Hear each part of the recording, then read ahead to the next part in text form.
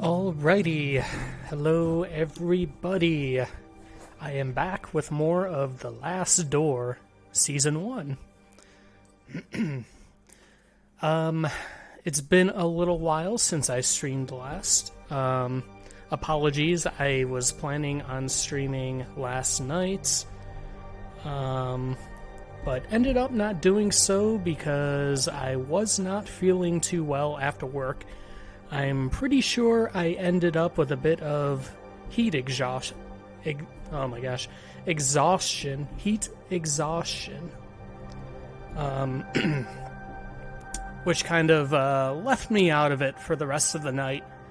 And also through my night of sleeping. But I am okay today, outside of just being a little bit tired. So we're gonna stream anyways. I don't know how long I'll make it today, but better than nothing, I suppose. So where did we leave off last time?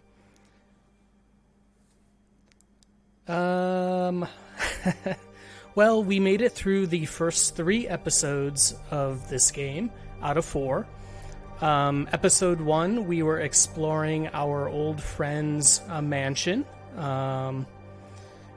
He hung himself, which we, the character, did not know, but we, the player, did know, because that was kind of like the opening cutscene that you had to play. Or not so much of a cutscene, since you were actually playing it, but you know, whatever.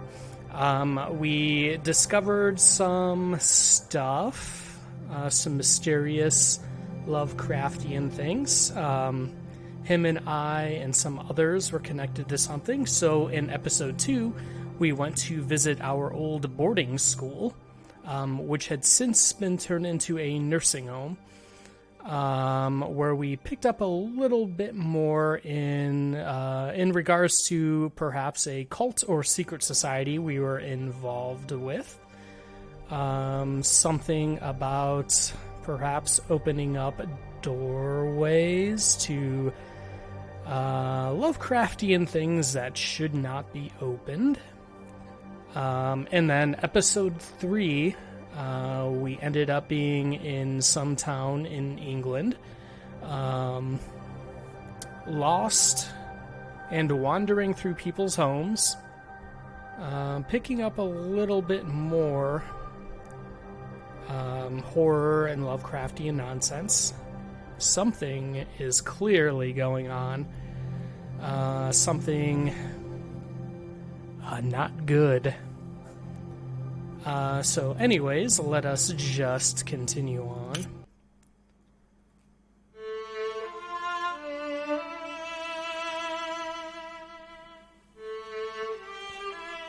Oh, yes. Now let us continue on to episode 4. Oh, perfect. Previously on The Last Door.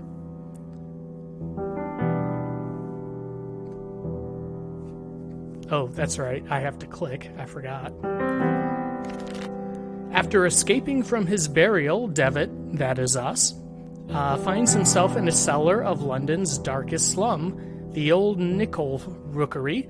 In his pocket, he has a ticket for a show called The Four Witnesses. I guess The Four Witnesses is kind of like the little group that we were a part of in the boarding school episode 2. Devitt walks through the misty streets following a strange man who seems to guide him.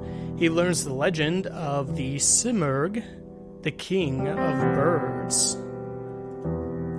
Following its trail through a dreamlike land of fog, Devitt finally meets Alexander, a member of the secret group Devitt and his friends had at school.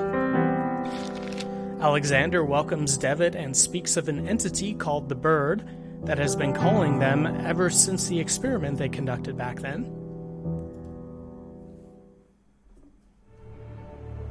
And that's all we need to know. There is no turning back. Well, aside from the quit game button, I suppose. Oh,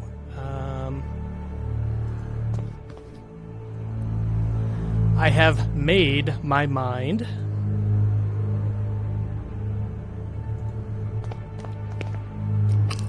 I'm ready.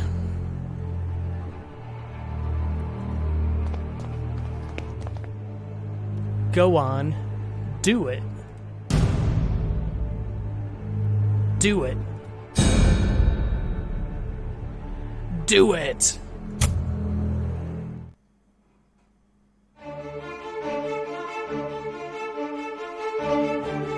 All right, we're doing something. What exactly? I don't recall. Yes, I have played through this particular season before, but I don't remember much about it. So I hope by the end of at least Season 2, which will be all new for me, that I'll have some kind of an idea of what's going on. Who knows?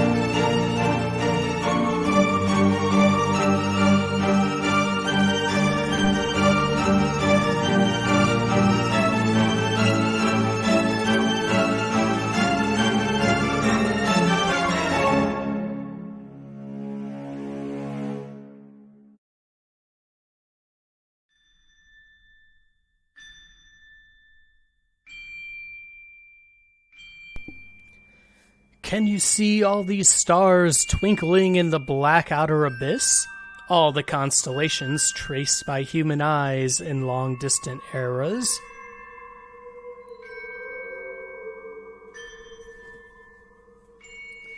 Look now to the forest in the valley, to the old tower, from the last tree in the distance to the stars in the sky. And even the stones beneath our feet are just silhouettes that hide the truth from our poor senses. Ancient shadows that hang over the veil that hides the world. As if it were the curtain of a theater, the veil separates the truth from the lie.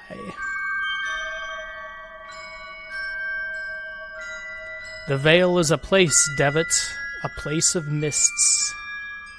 Anthony's great abilities brought you here, but his influence will soon fade away. The mask of lies will descend over your eyes once again. You must find the door, as I did. The door that gives passage through the veil. Open it, and we will walk together beyond the mist.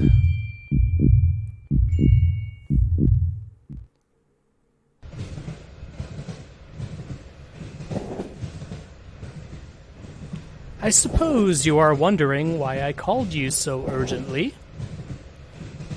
I cannot deny it. Your letter was truly mysterious. I have been traveling, Doctor, to Scotland. Have you heard about the massacre of St. Gall? Why, yes. The tragic event has been the continued object of speculation and grim rumor in every newspaper in England. For weeks now, pamphlets have claimed that all kinds of macabre things took place. But I don't understand. How is all this connected with my patient? He was there, I'm afraid. He is one of the victims. Dear God.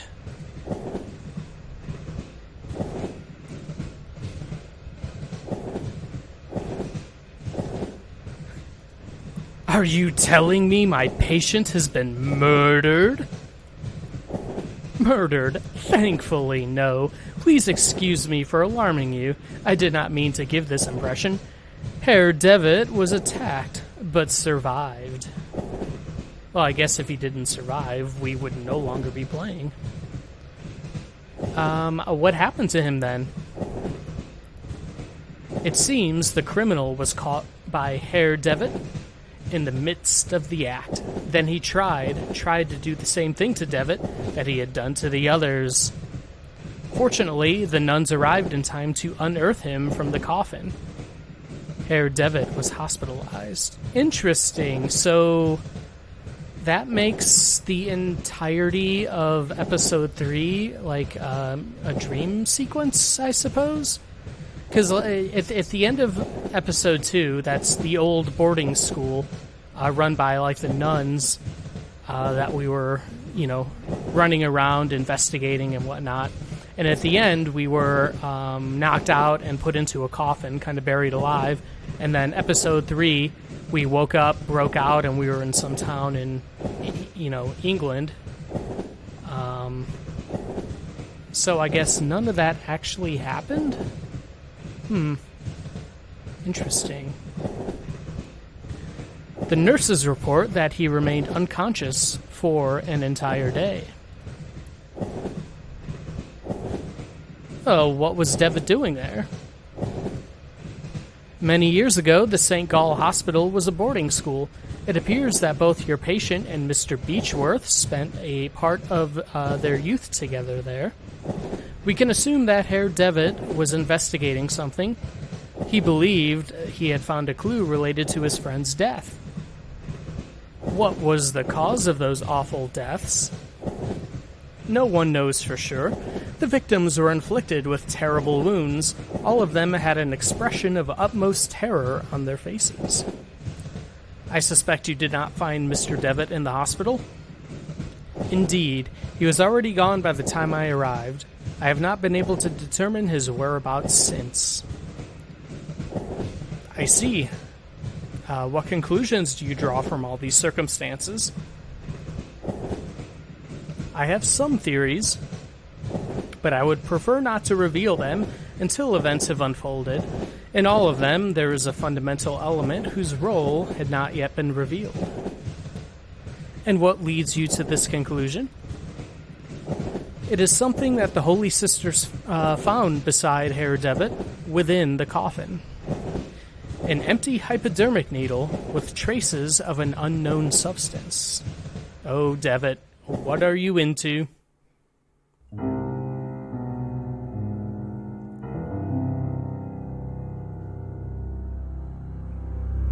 Episode 4, Ancient Shadows.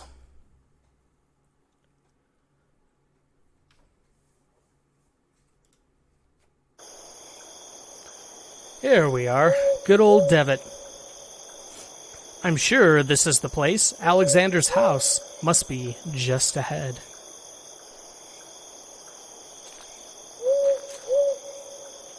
All right, just ahead indeed. Let's go on ahead then.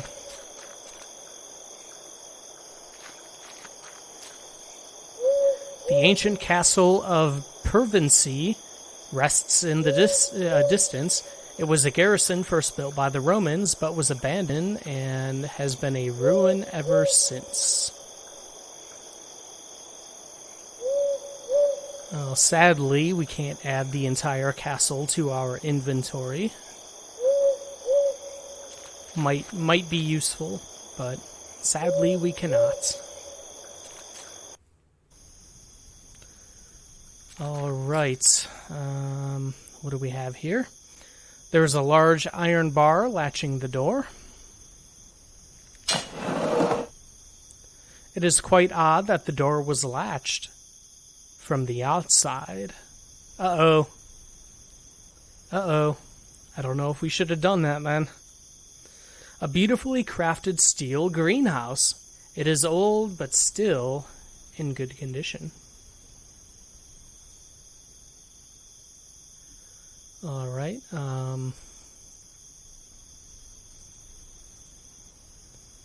well, while we're here, I suppose we can head on in. It's pretty dark, and we don't have our lantern or anything. We don't have any inventory. Guess we left that in the coffin.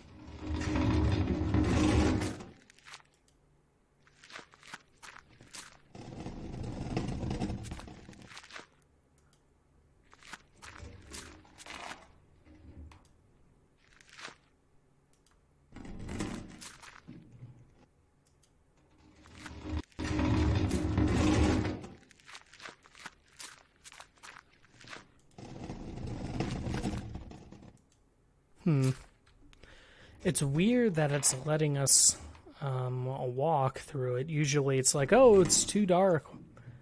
I can't go any further.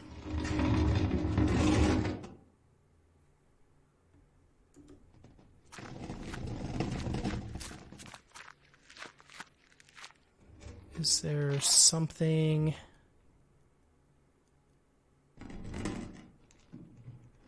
I mean, that's like the exit.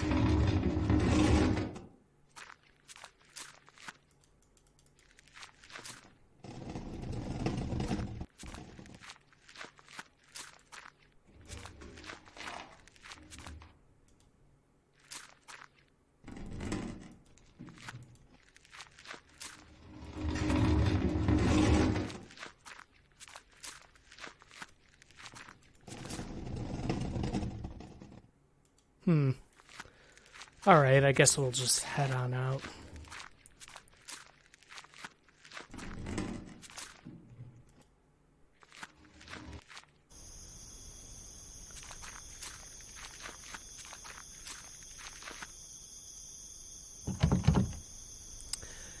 It's latched. I can't open it from this side. Alright, the house lights are on. Someone must be home. Alright, let's head on in. Or knock. No one is answering. Perhaps I should go inside anyway. I'll just tell the household that I'm an old friend come to visit. Yeah, let's just see ourselves in. Rummage through their belongings. Look for anything good to steal. There's a video game after all.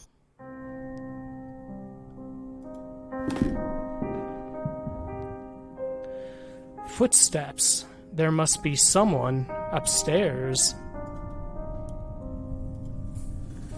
Let's see. A strange woman stares down at me, glaring with a silent reproach at my intrusion.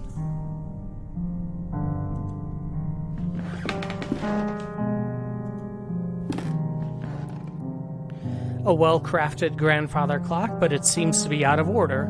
One of the hands is missing. Alright, I suppose we'll have to find the other hand at some point. Before we head upstairs, let's check out the rest of the ground floor. Or at least, you know, what we can. It could be Pevensey Castle, but in this painting, the garrison is not in ruins. A couple of old teacups sit on the table. One of them is full and still warm. So someone has been here recently. As also indicated by the footsteps upstairs. Let's see what's over here.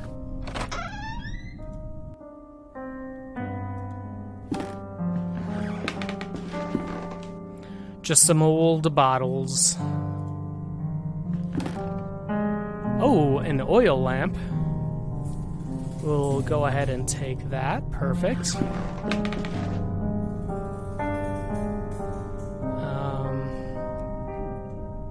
Alright, we can... was there anything else over here? Now that we can see. A pantry with spices and ingredients.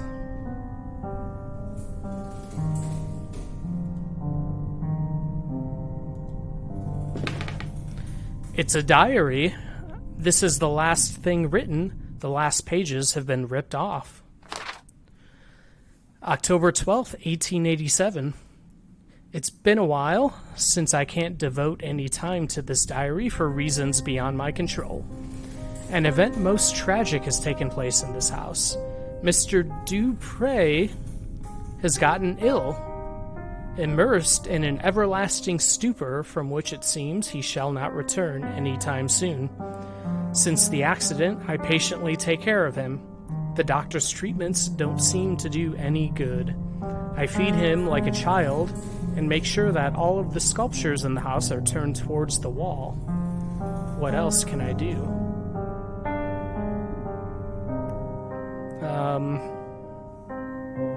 Yeah, what else indeed? What's the deal with turning the sculptures towards the wall?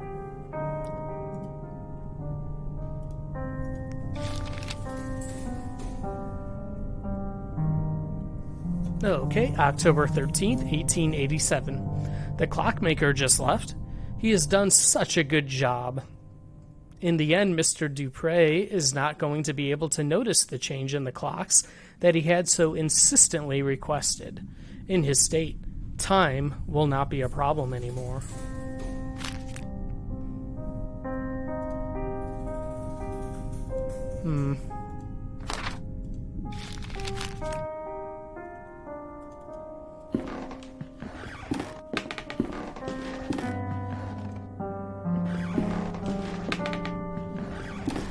Alright, what is over here? Okay, looks like we are outside. And, alright, that's the, that gate. Looks like we have a cellar door thing here. The cellar door is locked. I need a key to open it.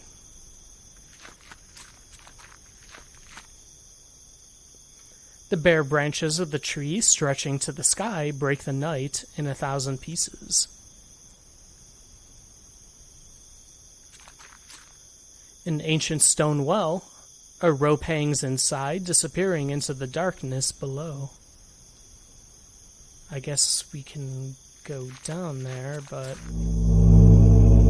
Uh-oh. It looks like someone was buried here. Was that... Uh-oh. I can't dig with my bare hands. Well, come on, Devitt. I don't have time to find a shovel for you. Alright,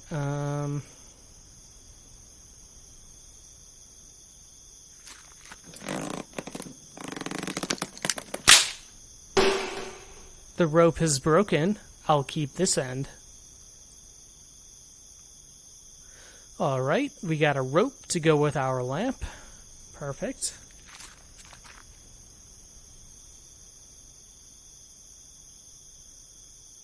Let me see.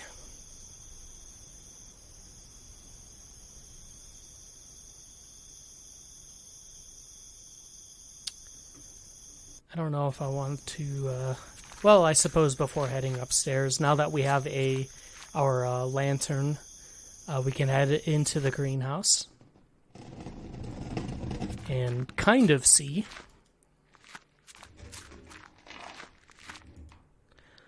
This pane looks as if it has been broken from the inside.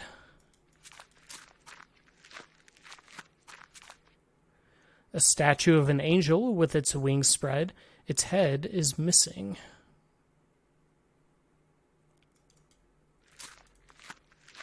Alright, nothing much we can do in here. We'll probably have to find the head of that angel statue. Okay, yeah, so something was clearly locked in here and has broken out by busting through that window. Alright. Let's head back inside. Okay, so we probably need to find the head of that angel statue. We have this clock, which is missing one of the hands. Probably had to find that.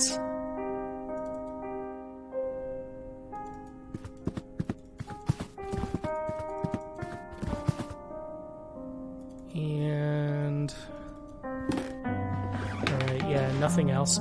Alright, so I suppose we can head on upstairs now.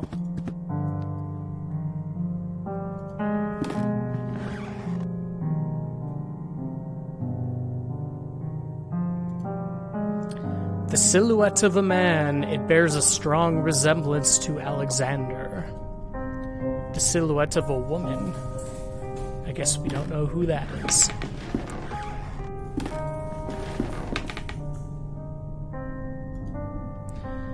A figurine of an angel facing the wall. And a fine painting of the local Roman structures. they somehow seem more ancient in this depiction. Alright, let's see what's in here. Alexander! Oh, there we go. Alexander doesn't seem as happy to see us as we are of him. This cuckoo clock is covered with dust. It seems to be missing an important piece, the bird.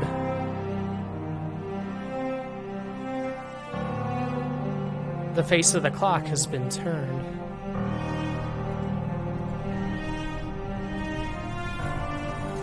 Okay, so like 10:15, or wait, oh my god,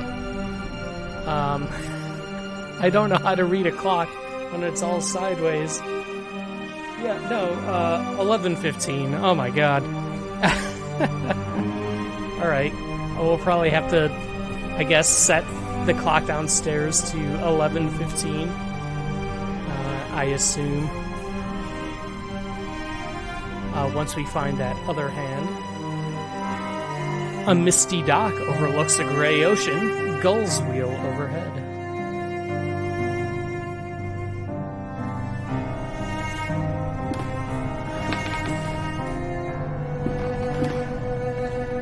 The table holds nothing but a box with the description, laudanum, to be taken in case of anxiety. It is empty. There is a scribbled annotation in this piece of paper. The veil is something we sense in our innermost being incessant. Oh. Let me try that again. The veil is something we sense in our innermost being incessantly. In vain do we waste our lives, craving to tear through. It is Xylothol, the curtain behind which the great wings beat. Inside its ancient mist inhabit the shadows of those who left. Alright, let's talk to Alexander. Alexander, it's me, Devitt. I'm sorry if I startled you.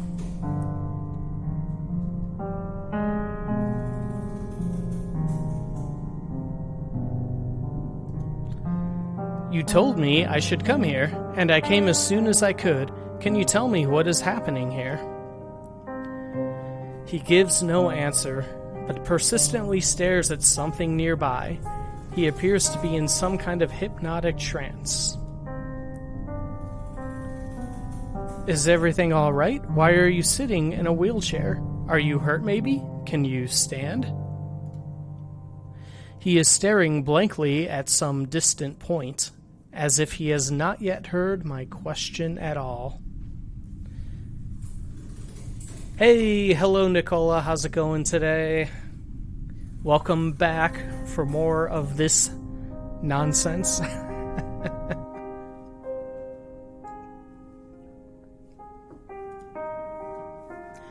When I was downstairs, I could have sworn I'd heard footsteps.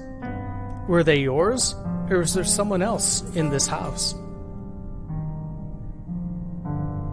Oh my gosh, I keep clicking out of the window of my game here. Alright, hold on one second. There we go.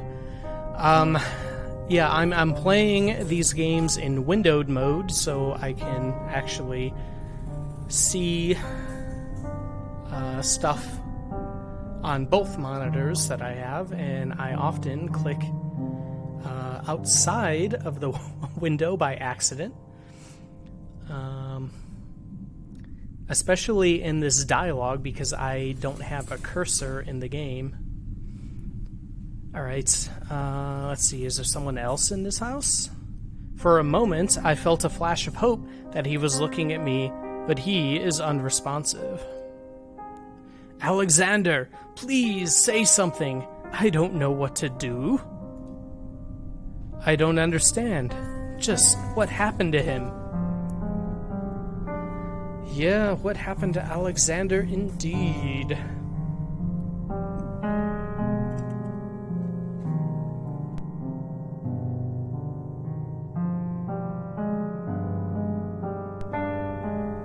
It's complicated with 2 monitors. Yeah, it gets annoying sometimes because like having I have OBS, the broadcasting software, on my second monitor, and the game on my first main monitor. And when I like if I have a game not in windowed mode, like full screen mode, it'll it makes like the second monitor completely unusable, and I can't see anything on it. It's really weird. I don't know why, and I never really researched why, and then I saw, oh, everybody who streams just kind of uses windowed mode anyways. Which is fine. I've gotten used to it. I've had to mess around with the resolution of some of these games, because the resolution on my main monitor is pretty large, I guess you'd say, big, and it makes like the windowed mode kind of small on some of these games that don't really let you either change that or even like in any like config files. There's a lot to the streaming business. I know. I learn mostly when something screws up badly, and then I'm like, oh my god, what do I do? Alright, so Alexander's kind of catatonic. So let's head out of there. Alright, so far looks like we probably need to find an angel head for the angel statue in the greenhouse. A hand for a clock downstairs that we probably need to set to 11:15, and then there was like what was up with this thing? Oh yeah, the cuckoo clock was missing the bird.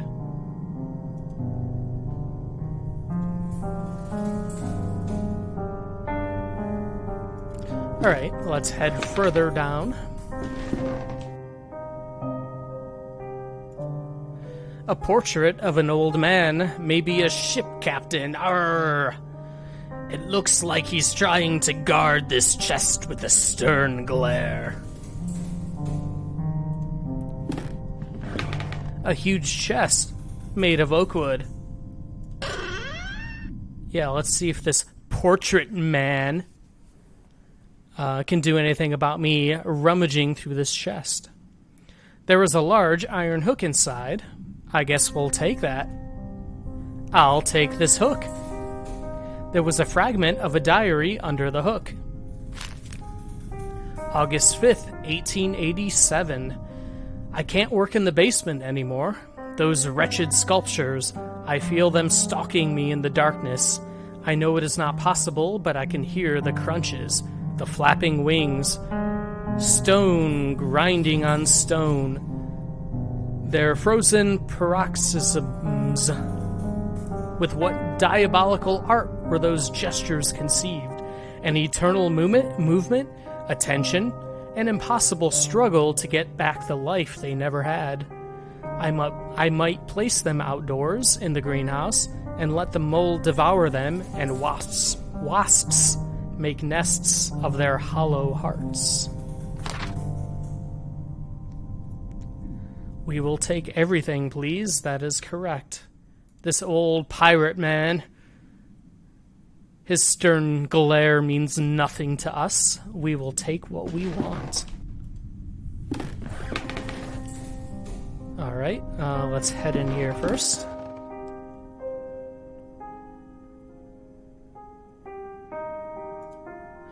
A camera tripod. Okay. This must be like a dark room then. Pictures hanging from a cord. They look as if they were improperly developed. You can hardly distinguish anything. Okay, For having played The Last Door Season 1, aka this game, once before, like when this first came out, back in, what was it, like 2014-ish? I currently haven't remembered much aside from like a couple moments here and there. I do remember this dark room now. This is coming back to me a little bit. Previous stuff that I remember that bunny thing from episode 2. Yeah, I think that was episode 2. That was in the boarding school. And I think in general I remembered like the setting of episode 3, not so much. I don't think the actual houses we were in. The bunny thing has haunted many a dream, I'm sure. Yeah. Let's see, a basin with a copper drain. A lamp hanging from the ceiling. Its bulb casts an intense white light. And then, is this like the red bulb?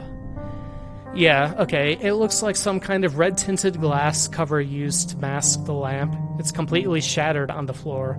Yeah, I think we gotta replace that. Give it the classic dark room red thing.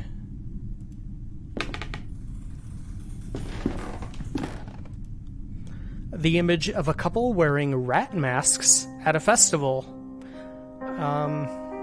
I assume one of them is Curtis Craig, aka Rat Boy from Phantasmagoria 2, A Puzzle of Flesh. Our favorite Rat Boy. A glass jar containing a yellow substance. The label reads, cyanide. Alright, we'll just take that cyanide.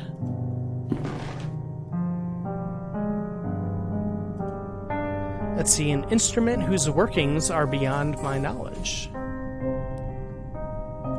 And probably some journal or diary. It is a big book of home chemistry recipes. A few pages have been bookmarked, and some articles are underlined. Let's see. 3149. Collodion for photography.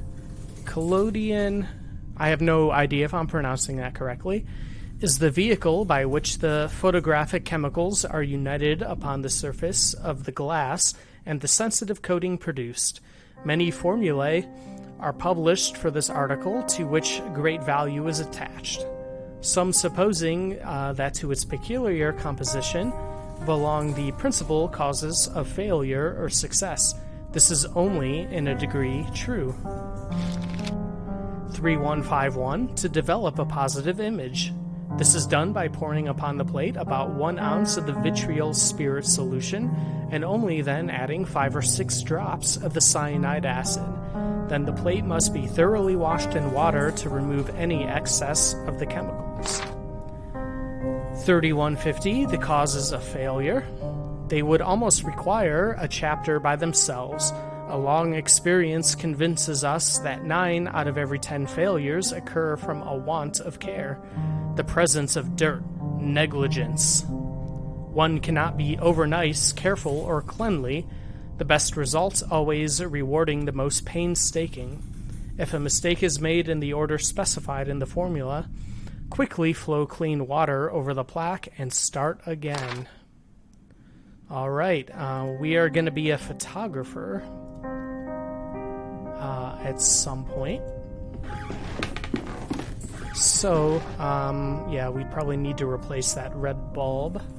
What do we have here?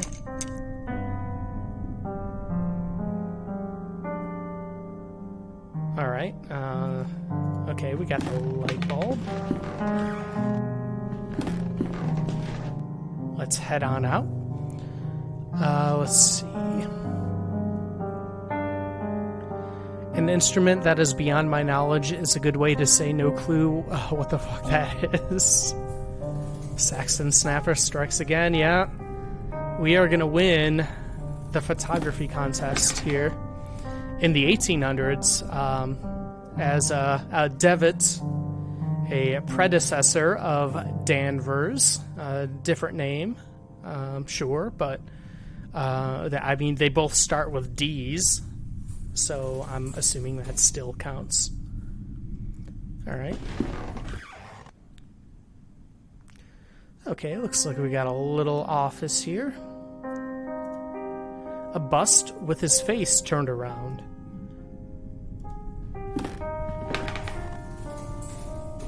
A large envelope of black felt covered in dust and ashes. It is labeled with a warning, "Do not open it under white light." Okay. We'll hold on to that until we can get the red bulb thing going for the dark room. A picture of an angel with a gentle face.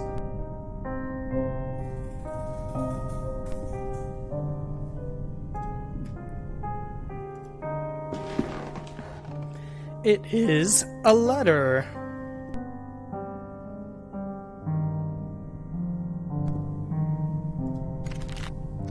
Dear Alexander, I have excellent news.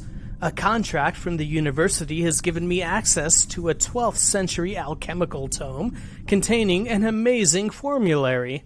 There is no doubt that sometimes mere contemplation takes the mind to places that otherwise it would have never visited. Leafing through the grimoire and marveling at the exquisite illumination of its pages, I have been struck by a sudden epiphany, a radical but elegant method that I have decided to try. Forgive me for not providing any information about the method itself. As soon as I get definitive results, I will write to you immediately. I believe fortune has truly smiled upon us today. This phrase again. June 8th, 1887. Alexander, I'm writing this letter. I'm gonna do something. I'll write again later and let you know what it is. Okay, thanks.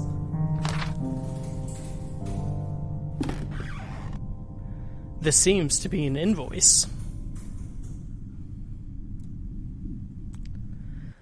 May this document serve as a record of the payment made corresponding to the following work. The cuckoo clock mechanism has been modified to give the strokes exclusively at 6:15 in the afternoon. In addition, a special device and a switch have been added to synchronize all clocks in the house. Okay, 6:15 in the afternoon. 6:15 in the afternoon. 6:15 in the afternoon. 6:15 in the afternoon.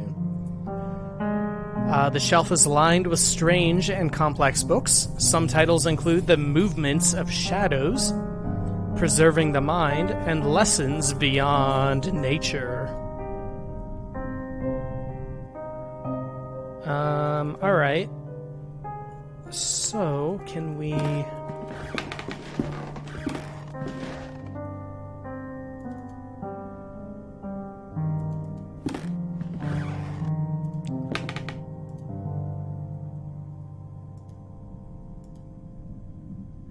Yeah, we can't do anything with that yet, I guess. Probably can't do it until we find the missing clock hand for the clock downstairs. Alright, so we got a hook. Would you go on the rope? Yes, you would. That makes sense. We got cyanide. We need some other chemical. And a thing. I forget what else. Can't open the envelope yet. So, It seems like everything in the house, though. Oh, can we... Okay, wait. Yeah, let me go to the backyard. We got the rope from the well. Something broke off. Maybe we can use the hook to get it.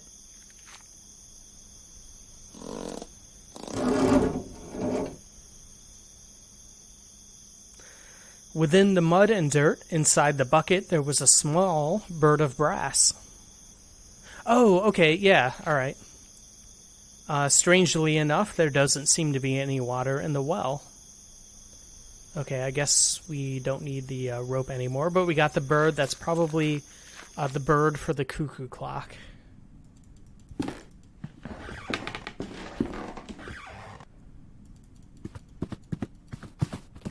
Okay, so let's head back upstairs to Alexander's room.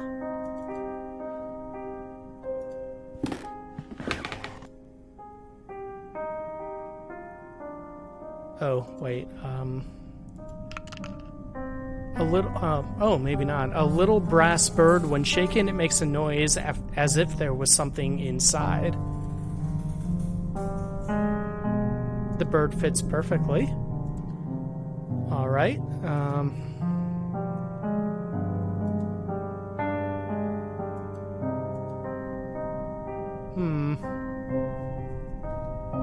As we still can't interact with it.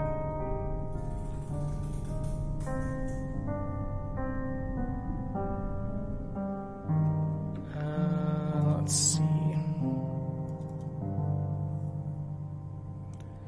I wonder what's inside it, though. Maybe drugs? Maybe. I mean, Alexander's laudanum bottle is pretty empty. Let's see if I missed anything in the greenhouse.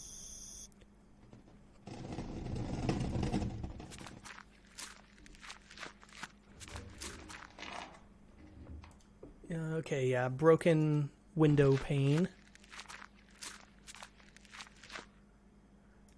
Angel statue.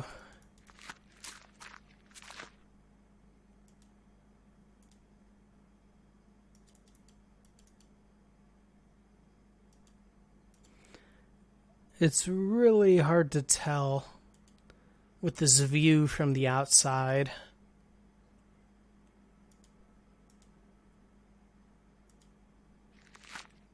Oh, yeah, see. A jar of vitriol oil. I must be careful. It's a powerful acid. All right.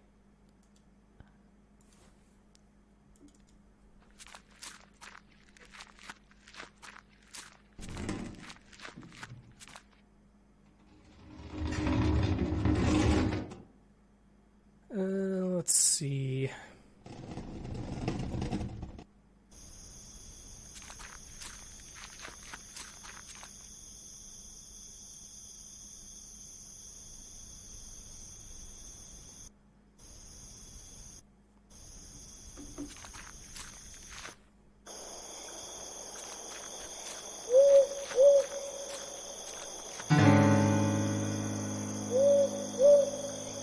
Old ruins lay by the path. They seem to be Roman in style. And the corpse of a deer, its abdomen torn open. It looks recently dead. Now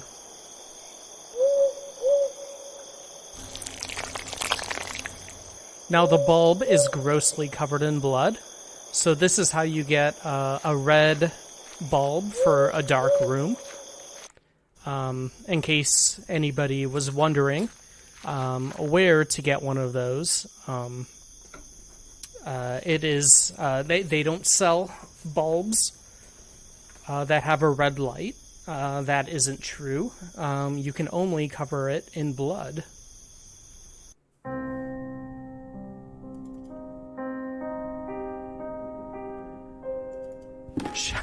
Shall we take the deer with us? Oh no. The deer has another important part. It's going to help us be a photographer. RGB technology wasn't around back then? Yeah, exactly. Exactly. Okay, so we'll get the red bulb in. Alright. Perfect dark room ambiance.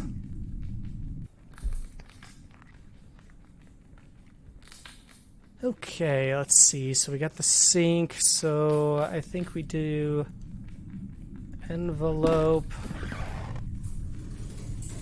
vitriol. The oil has caused a strong acidic reaction, and then the couple of drops of cyanide. I've applied the liquids in the correct order. All that remains is to rinse the plate.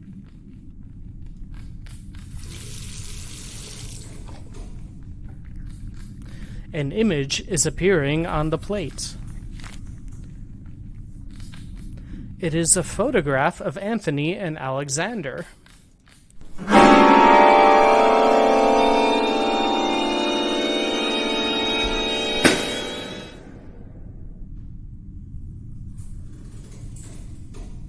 Yeah, so that's what I remembered about the dark room. The little jump scare.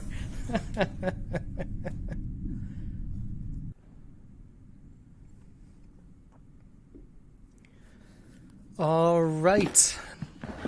So that was our rat friends up here. The image is back in the frame.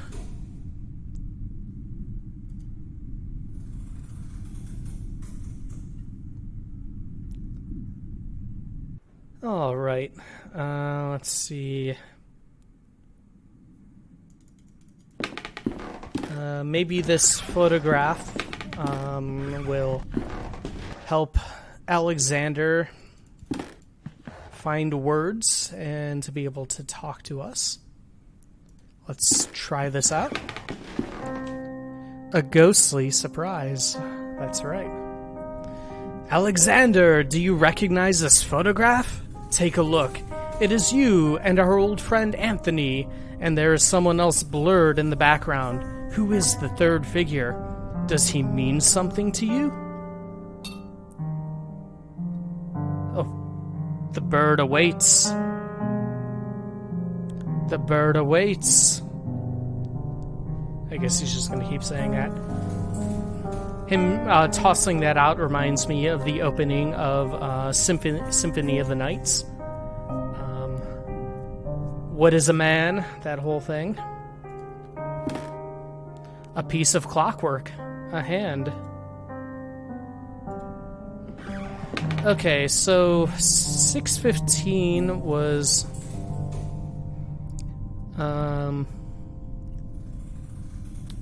what this is supposed to be, but this is 11:15.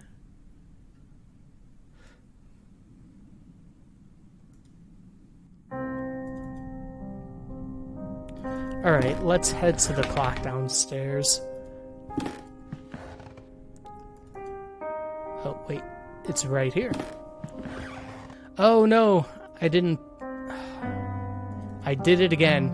I'm so used to adventure games that, like, once you, like, look at something that you can pick up, they automatically pick it up, but this game doesn't do that. You'll look at it, and then if you can pick it up, it has to be a separate command, which is still kind of annoying to me, but, oh, what are you gonna do? Okay, I've put the clock hand in its place. I only need to set the clock to the correct time.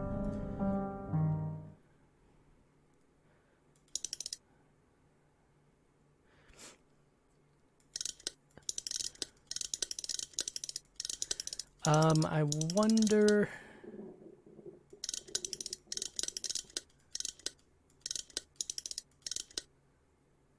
Yeah, maybe not. Yeah, so it probably is 6:15 then. For some reason, I was thinking, oh, you have to set it to the cuckoo clock upstairs and then change the cuckoo clock, but I guess not. So I'm changing it down here, and then that'll change the cuckoo clock time, which will probably pop the bird out, and then I can get whatever's inside of the bird.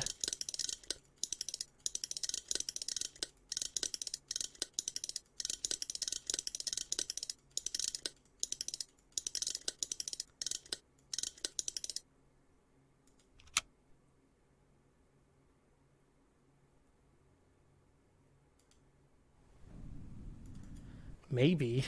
Let's see.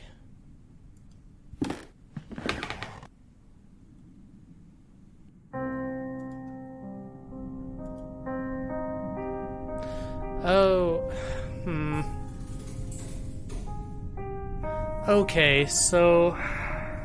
Alright.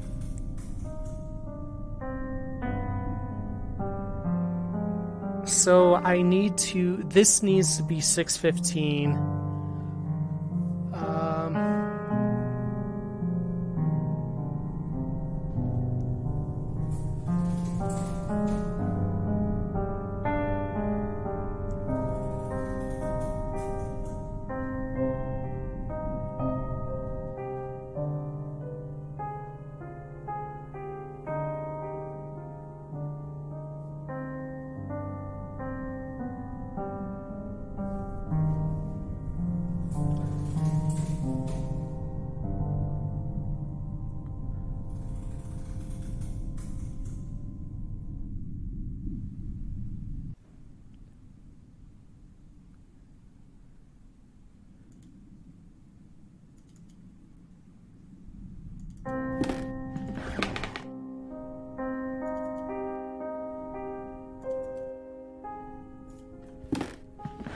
Okay, let's see. So...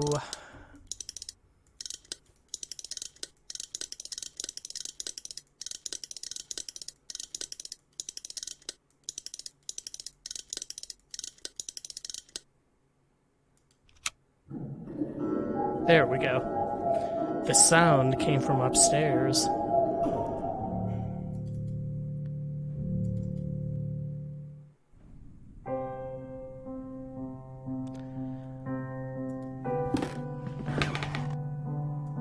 The clock mechanism is definitely broken. Alright, but we got something on the floor now. The bird has burst out at the stroke. Now its beak is open.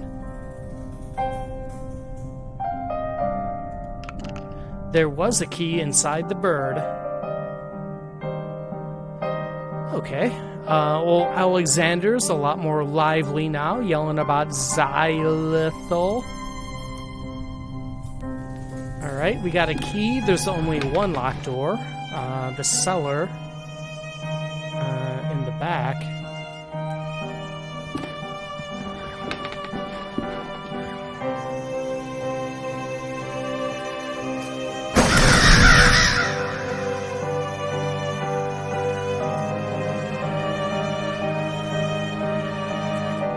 A dusty carpet of Asian origin. Mold and dust cover the portrait, making the subject indistinguishable.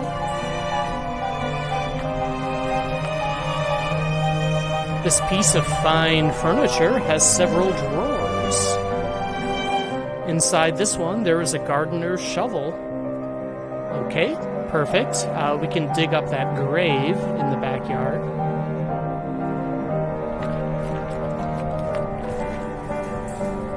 There are remains of a Roman mosaic behind this wall. I can't distinguish anything clearly.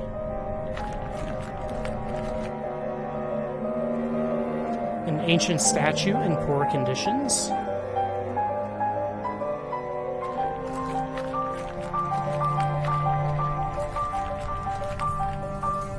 Old ruins. It seems that they were part of the Roman settlement.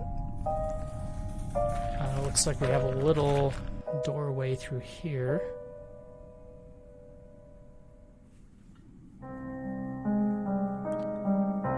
There were Roman ruins outside too. Yep. A book written in a language unknown to me. There is a scrawled annotation written in English on one of the margins. This and no other is the function of the serum we manufactured at the boarding school when we were young. It is something that we didn't understand at the time. To accompany the mind to the proscenium of the big theater, and there help us to look behind the curtain that separates the world of men from the land of truth. To look, I say, if anything, to apprehend an image of what lives there. Just that. Will the hoopoe allow us to raise the curtain enough to walk off the stage and go beyond?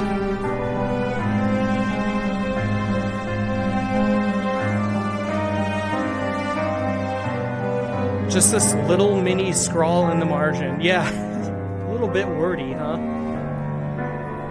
A huge cage full of leftovers and dirt. Animals have been captive here. Innumerable jars full of murky objects suspended in formaldehyde.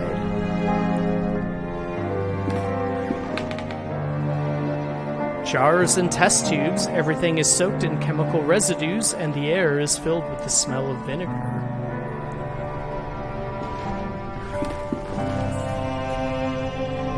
Unlabeled bottles and lab equipment. Alright.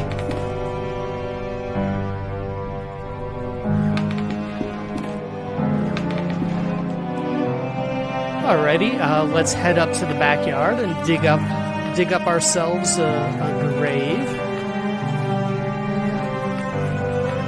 Probably a pig. We have a pig in almost every game.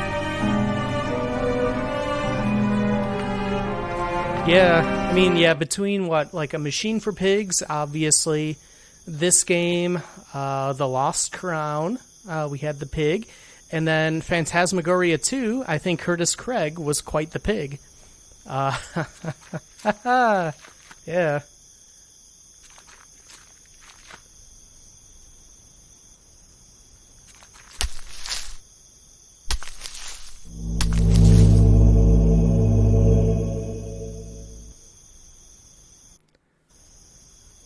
All right, what do we have here? The lock is very rusted, almost shattered. The lock still resists. I can't open it by hand. Do we dump some cyanide on it? No. How about some vitriol?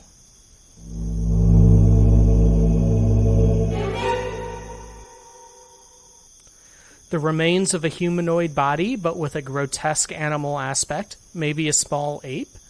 It has a collar with some engraved words on it.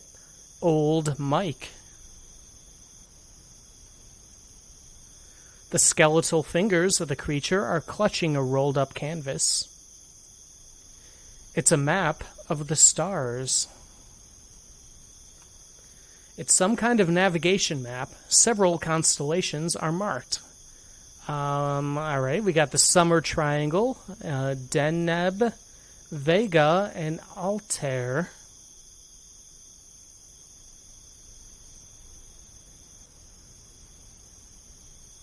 Besides the corpse, there is a paper leaf. Dear Alexander, undoubtedly your methods are definitely stronger than mine. How do you manage to get results with such alacrity? On another note, my epiphany with the treatise of alchemy was not accidental. When examining the text closer, I have come to the conclusion that for a time, Raymundus Lully sought the same thing as we did. In his account, he describes a formula that he calls Hoopo. Yes, like the legendary bird. Oh, okay, thank you for telling me what that is. I apparently don't know anything about birds. I've played this game before, as I've mentioned before, and I still don't know what a hoopo is. It closely resembles the serum with which we have worked so far, except for minor differences. It is a pity what you tell me about old Mike. I hope he gets better soon. Vedete nequisiat. July 2nd, 1887.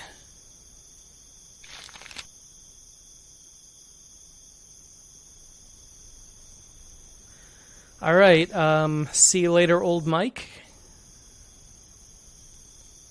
Okay, so we got a... Oh god, that sounds like Alexander.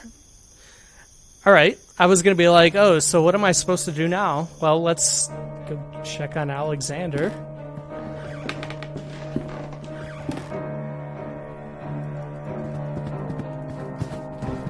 We got the music going.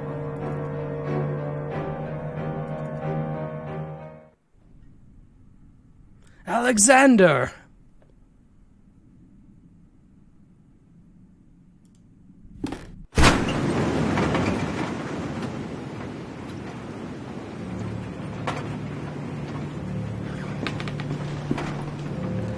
Some diary pages on the wheelchair. The paper is ripped apart as if someone had stripped it off the book hastily.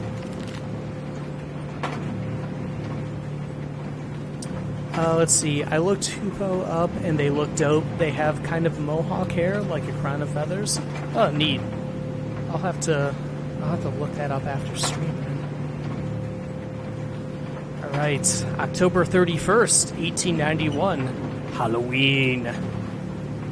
I'm writing this in the light of my desk lamp, hoping to be able to remember it all when the birds finally sing and the sun's blessing dispels the dark shadows of the mind.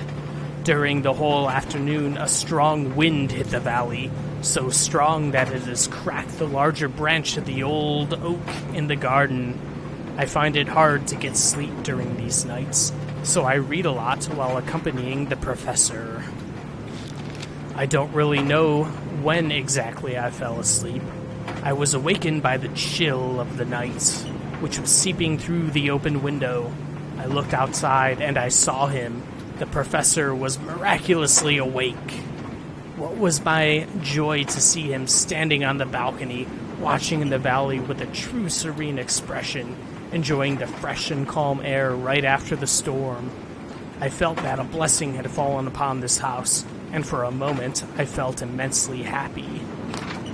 I stared at him for a while without saying anything, being afraid of dispelling a vision I hadn't believed possible for a long time.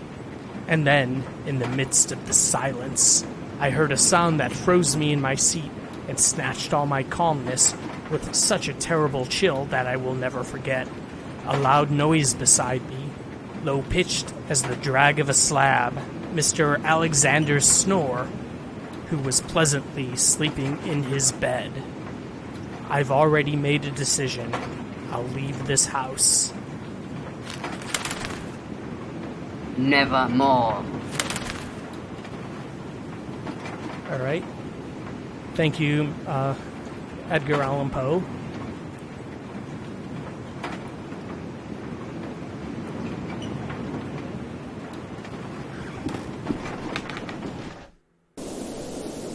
Yeah, always the creepy little horror story or whatever. I know I've seen horror shorts like that too, where I vaguely specifically remember one horror short where I think it was like someone with their kid, and their kid was in bed. Is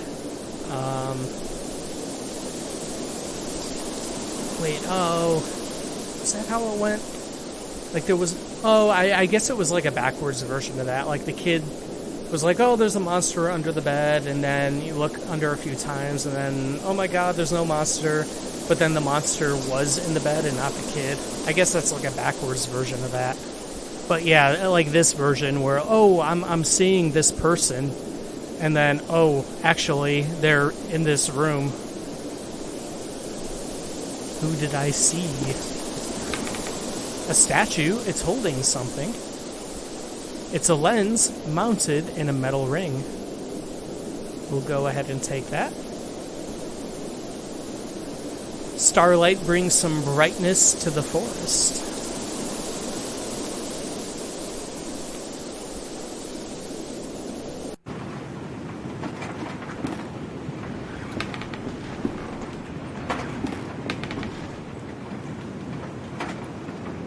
All right, let's see.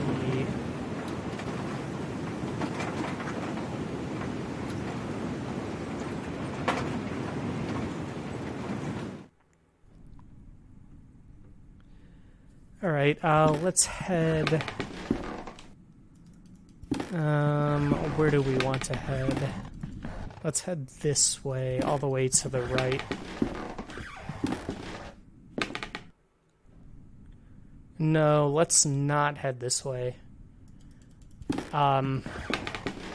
Let's head back outside and down into the cellar. That's where I really want to go.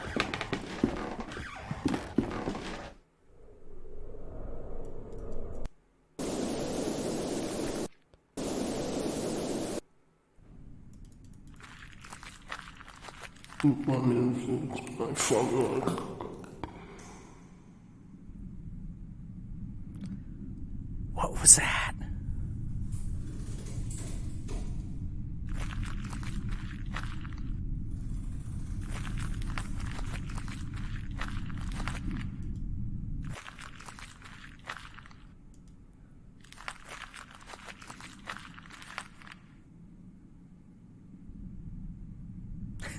That one is definitely a raven because it said nevermore. Yeah, all right. We got one bird down.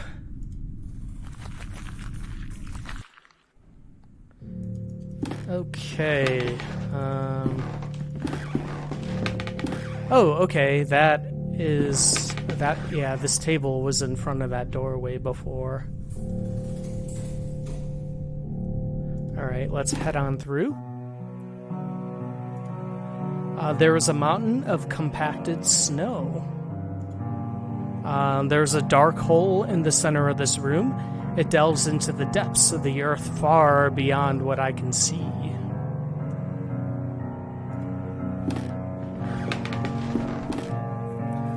A wooden secretary desk, beautifully carved. The flip top has no knob or lock, just just some strange symbols.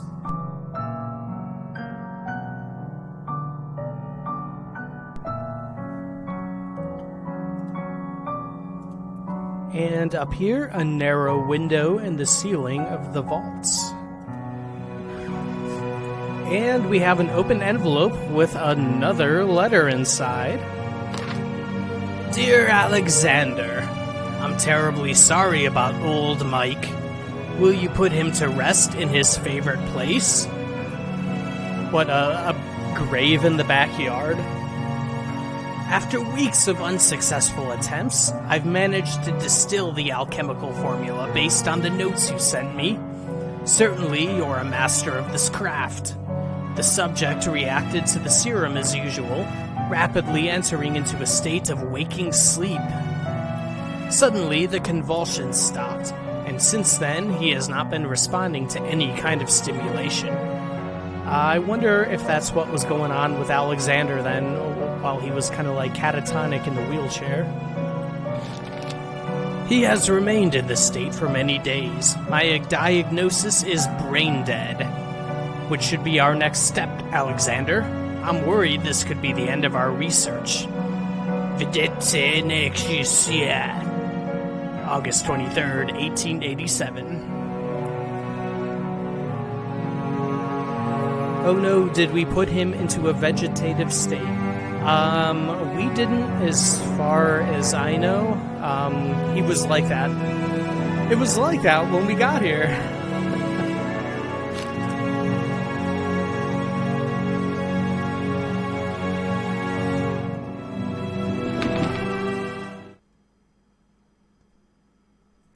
Okay, so...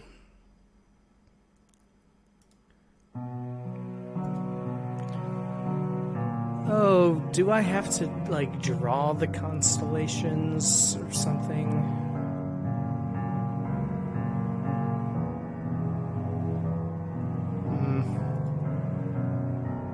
Oh, actually, Oh, okay,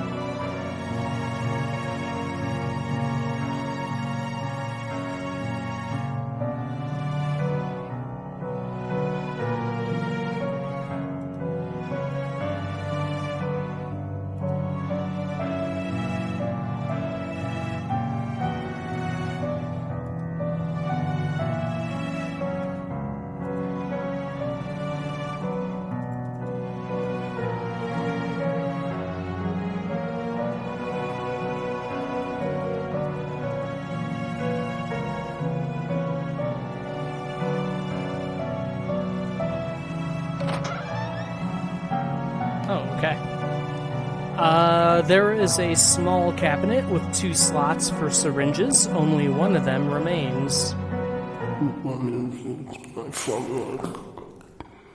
The voice again. It comes from the bottom of the pit.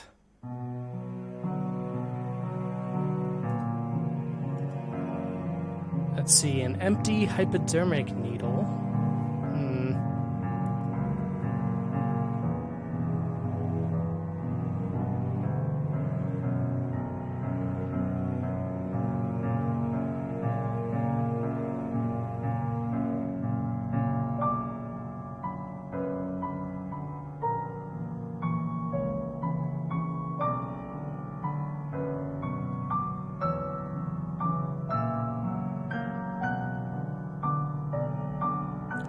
Oh wait, lens on the telescope, okay.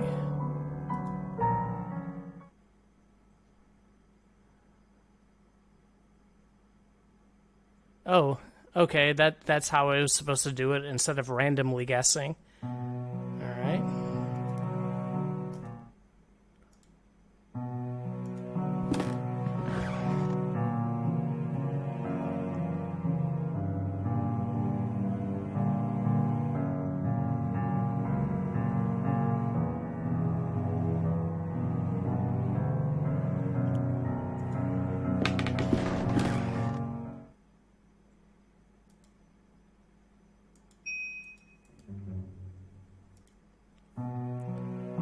Pop the cyanide in the needle and finish Alexander off. Sadly, we cannot do that. Alright, Alexander! ...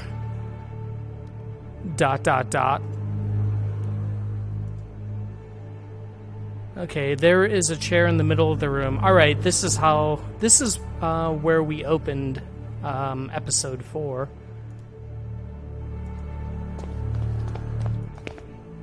A variety of surgical instruments and some jars with chemicals in them.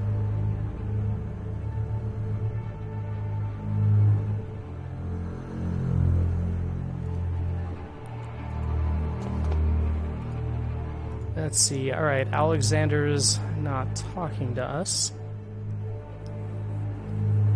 Smash a chair over him, WWF.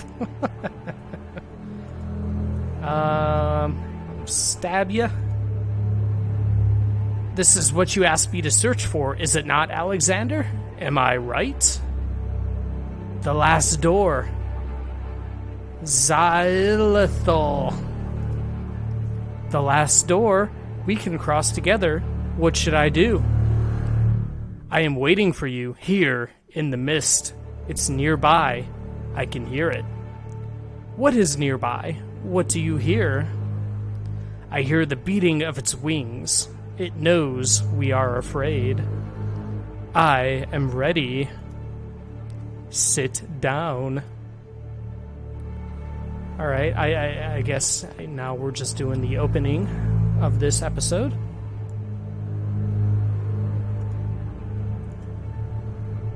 Oh, syringe me so we can go through the door.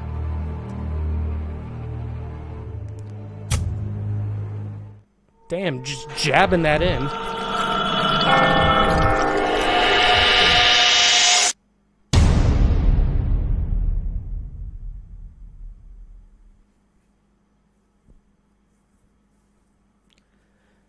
Do you think that we will find any clue here about Devitt's whereabouts? The police must have taken almost everything, but we have no other leads to pursue. Hopefully, they have overlooked something.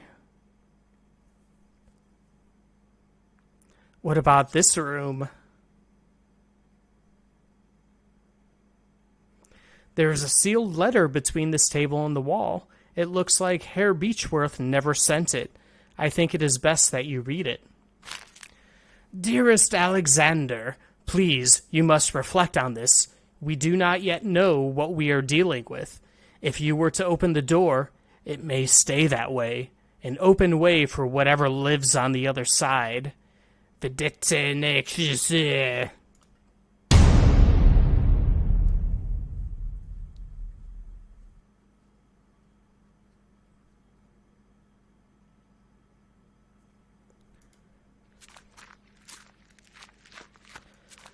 All right.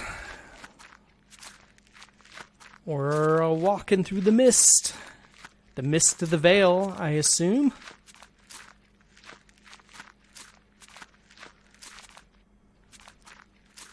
Don't you run away from me, probably Alexander.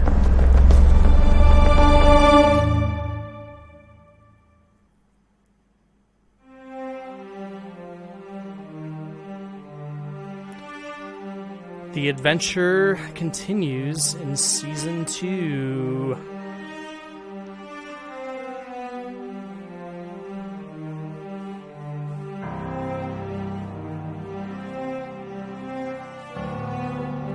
All right. Looks like that concludes The Last Door, Season 1. So, might as well start right in on The Last Door Season 2.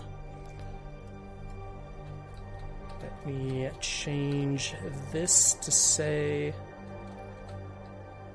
The Last Door Season 2.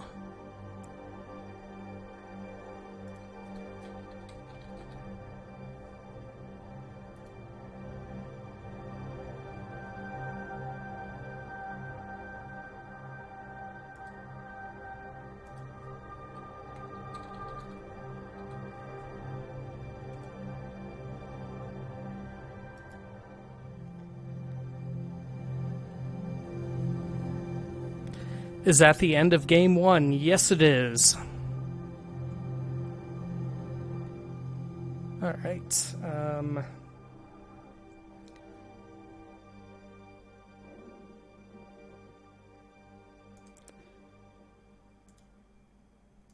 All right, let me pop that on and go over here into Steam.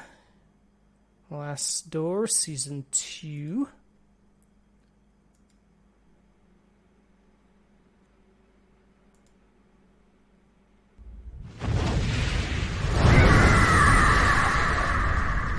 Maybe? Oh, wait.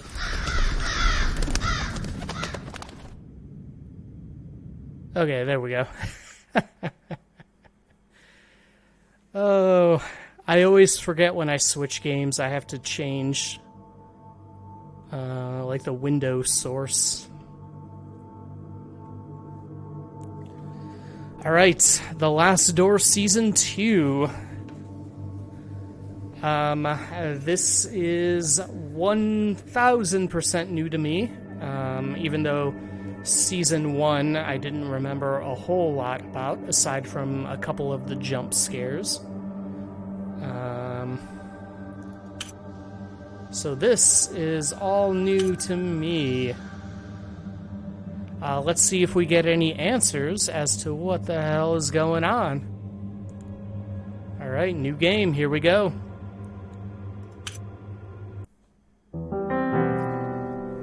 Previously on The Last Door, Jeremiah Devitt, alerted by the suicide and mysterious letter of his friend Anthony Beechworth, went in search of the memories of his past that he had lost. Devitt discovered that in school he had taken part in a strange experiment. Its goal was to peek through the veil, the thin line between common reality and the world of horror and madness that lies beyond, under the watch of the eye of the bird. During his search, he was inoculated with the drug they had used back then. The serum made Devitt's mind travel for a few hours to the dreamlike realm of the Veil. There, he met his old classmate, Alexander Dupre, who urged Devitt to join his cause and cross with him to the realm of the bird. When Devitt woke up from his trance, he found himself deeply convinced by his friend's words. He traveled to Dupre's house, where he discovered his friend had dosed himself with a new serum, leaving a catatonic body behind. This new drug was capable of transporting the mind permanently to the Veil and beyond. Finally, Devitt found a vial of the serum and had it injected. He met his friend again in the Veil, and together they walked through the Last Door, entering a world forbidden to human eyes.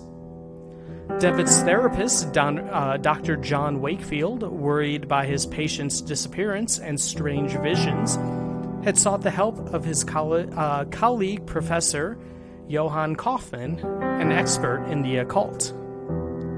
Searching Anthony Beechworth's house, Wakefield and Kaufmann found a disturbing return letter in which Anthony had tried to warn Alexander Dupre of what could happen if the door was opened. He feared something from the other side might then come to ours.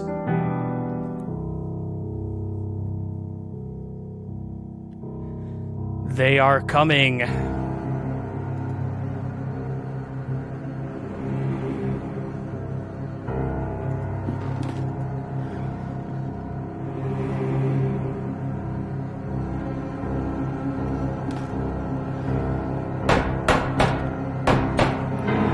None of us could prepare for this. Was it our therapist who came looking for us? Yeah, the therapist and I guess that occult professor he got some help from. The visions screaming were merely a warning. I guess we're boarding up some windows. The music's picking up. And now it is too late.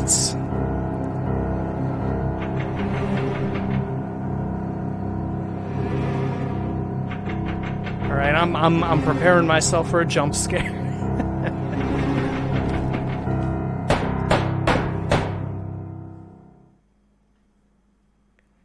They are coming.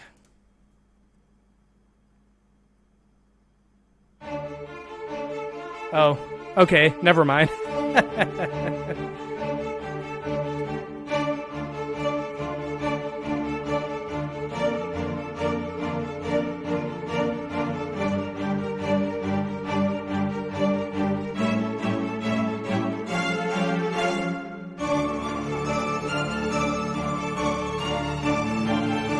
Yeah, I wouldn't want to imagine the kind of bill the therapist would send to Devitt if this was like modern day America.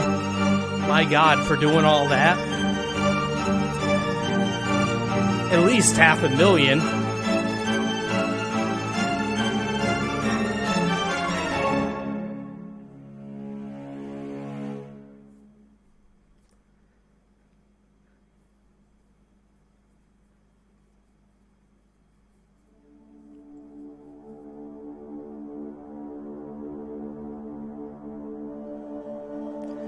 Last night, I had the nightmare again, but this time it was different. This time, he talked to me.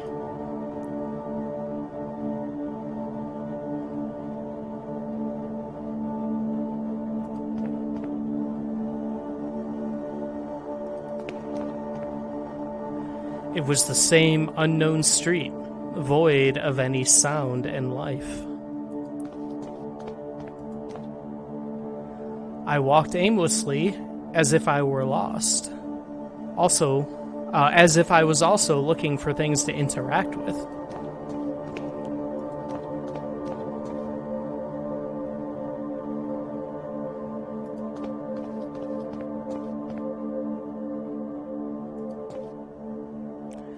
Then I could hear it, the broken tromping on the wet cobblestones, the familiar sound of approaching, limping footsteps.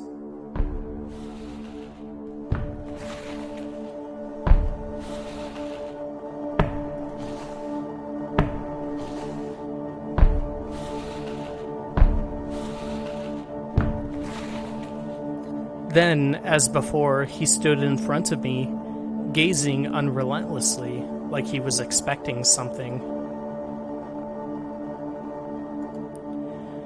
This time he spoke. Give me back what he took.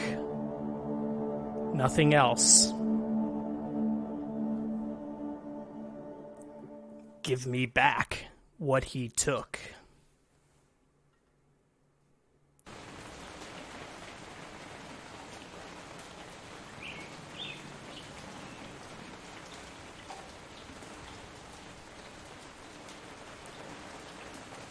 And insurance would be like, we aren't covering you going on a jaunt to find a patient.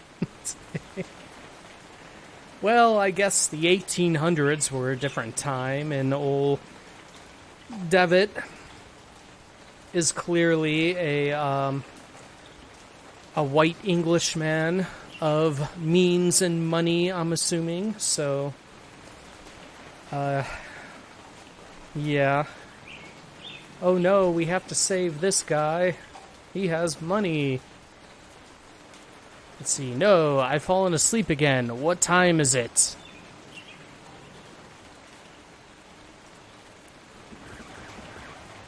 Dawn already? It is time. It is time for dawn.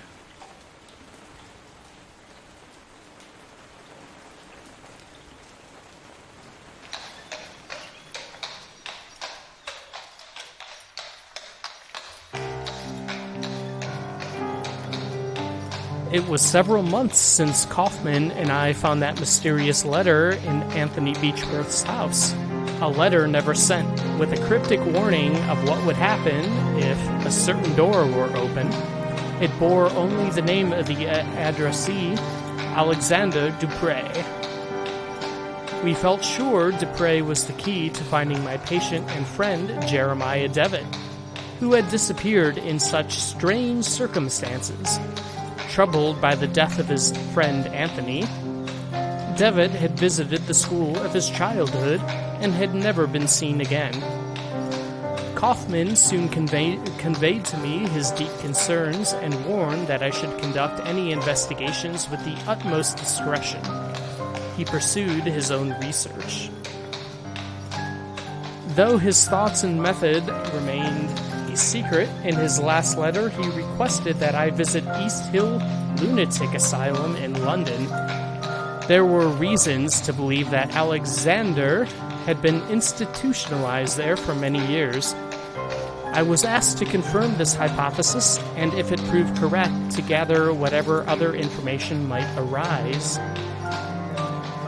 Alright, going to an asylum. Not many horror games with that setting.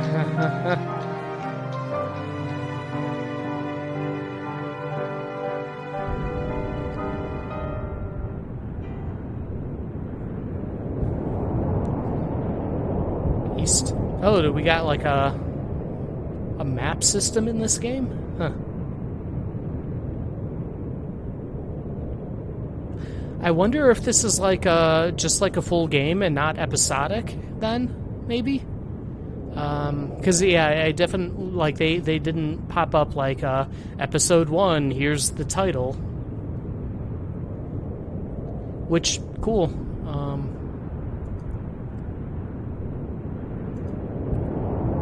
Alright. Oh, never mind, there it is. Season 2, Episode 1, The Playwright.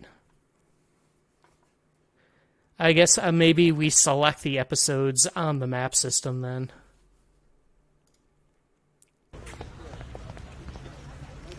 So, this is East Hill Lunatic Asylum. I hope I can find information on Alexander Dupre here. Alright, I guess we are going Lovecrafty then. Being a guy investigating the strange and unusual happenings of something that already happened. I wonder...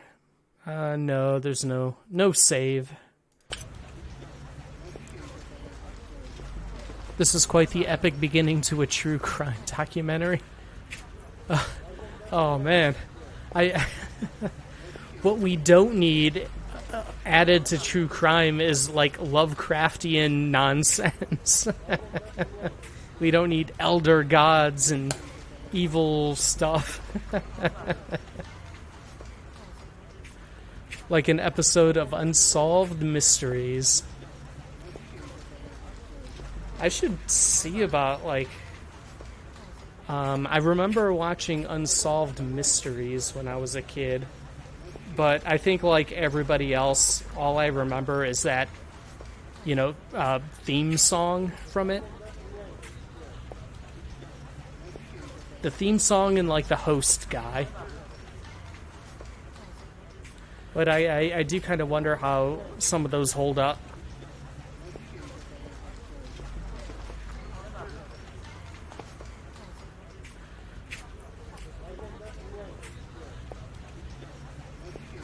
Alright, we got East Hill Lunatic Asylum. We have arrived. They did some new episodes recently. Oh, yeah, that's right. Like on Netflix or something, I think.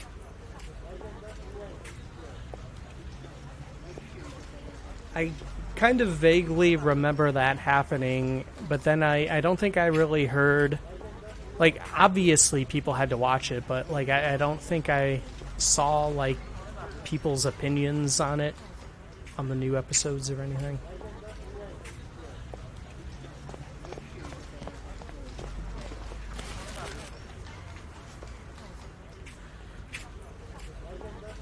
Let's see. Good morning. I would like to purchase a newspaper. Good morning, boy. Will you give me a newspaper? Yes, sir. It's 6 pence. I'm afraid I don't have 6 pence. I'm a rich doctor.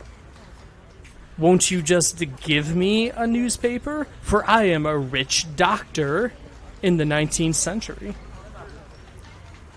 Can you make change for a shilling? I'm sorry, I can't, sir. But you know where to find me when you have the coins. What can you tell me about this building? The asylum? I've never been inside, and hope I never will. It's full of crazies, you know. Have you seen anything unusual around here? No, but maybe if you bought a newspaper, wink wink, nudge nudge. Alright, goodbye, boy. Goodbye, sir. Oh, and there I go again, clicking outside the game window. Alright.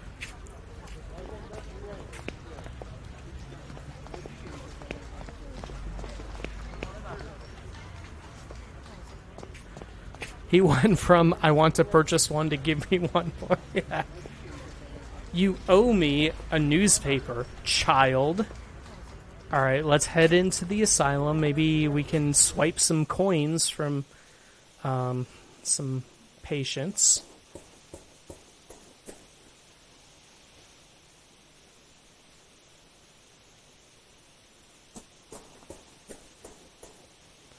A few cardboard sheets lie on the bench. Each shows a perfectly symmetrical design in black ink. Please do not touch those sheets. They do not belong to you. Well, good morning. Yes, a lovely morning. Sunlight of a quite fascinating character. I beg your pardon? The light, it makes everything look different, you see. Light touches things, soaks into them, and changes their nature. It makes them shimmer or makes them die. Do you live here in the hospital? I do indeed. My family is a generous benefactor to East Hill. They had me committed, but I don't blame them. They are just incapable of appreciating my art. Or any art.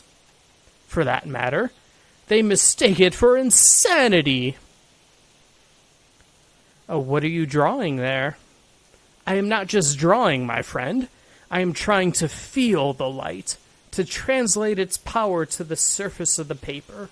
Those animals don't like it, though. They don't want me to succeed, so they take them away. They take my drawings and they study them, and they laugh. Because my eyes can see the light, and theirs are blind. But someday everyone will understand. Who are they? The ones who take your art away? Ha! Those foolish caretakers. They hide behind a big mirror where they think themselves safe, and they look at me, they observe me, they even take notes. You have some curious drawings right there beside you. Oh, you mean these? They are the only art that makes any sense here. The doctors use them to cajole some patients into revealing secret inner truths. I won't return them to the doctors until they've returned the art they've stolen from me.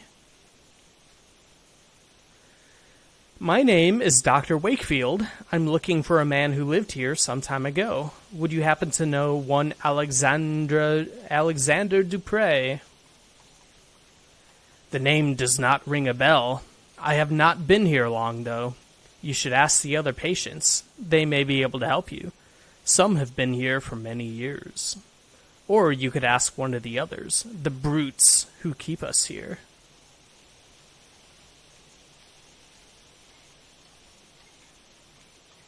I bet his art is smeared in excrement, and that's why he's... Oh, no. Oh, no.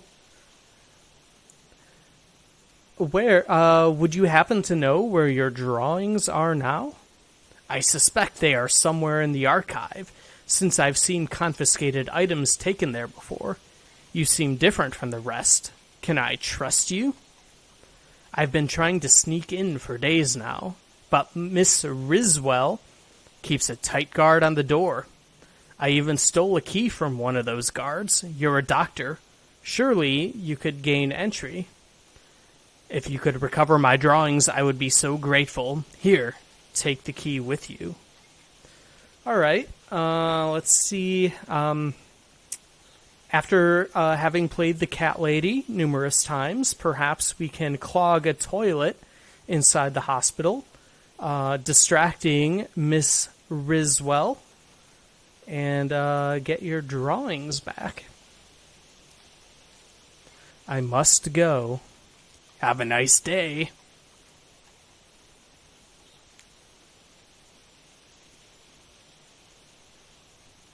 Well, you've known me for 4 seconds, so definitely fully trust me. We just need some gloves, that's right. Inmate quarters. The large door is made of strong metal. This must lead to a secure ward of the hospital. It's locked shut. I can't open it. I suppose that makes sense for a secure ward.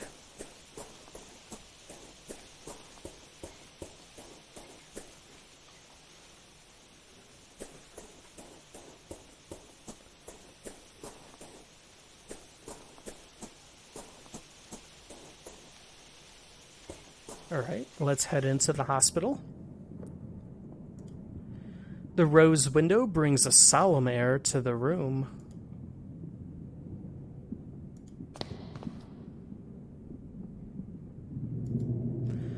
An oil picture portraying Dymphna, patron saint of the psychiatrists, but also of those who suffer neurological disorders and victims of incest. She was killed by her own father, who chopped off her head after she refused to marry him when her mother died. Oh, that's just great. Good morning, madam. My name is Dr. Wakefield. I am a psychiatrist. Oh my, good morning. Forgive my manners. I get so excited when we have visitors.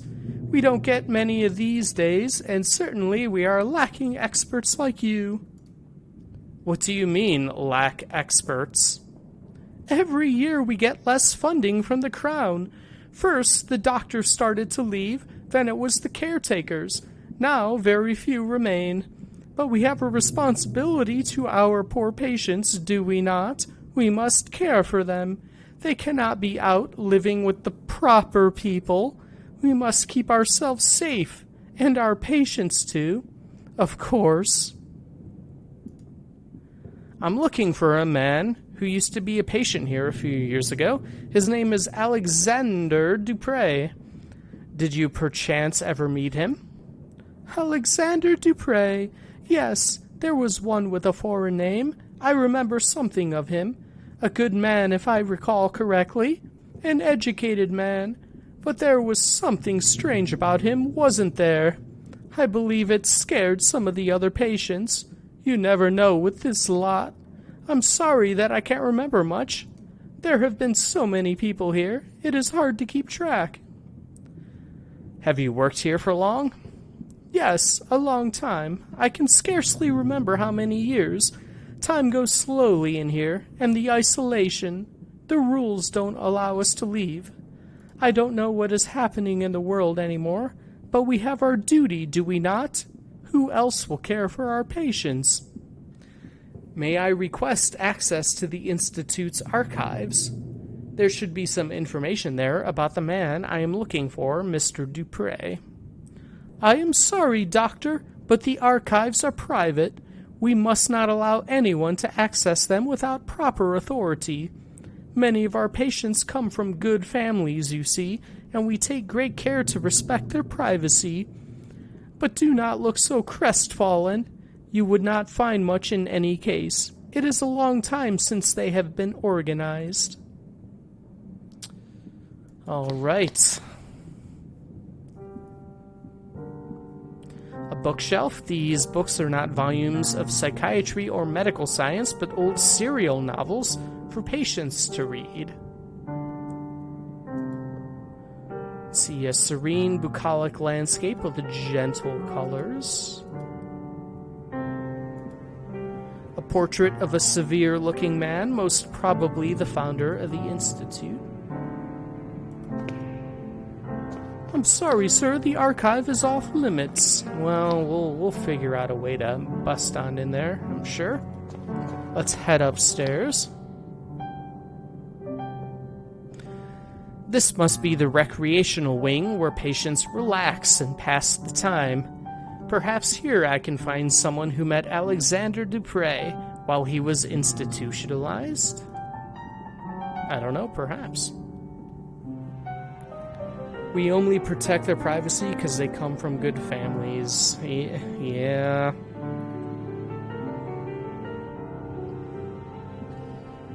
Oh.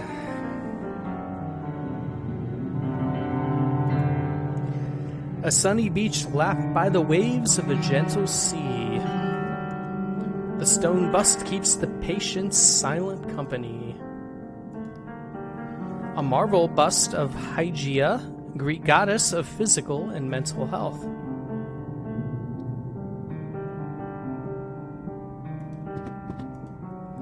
A cheerful pastoral scene. Alright, who's this guy? A man wearing a worn-out military uniform, lost in God knows what thoughts.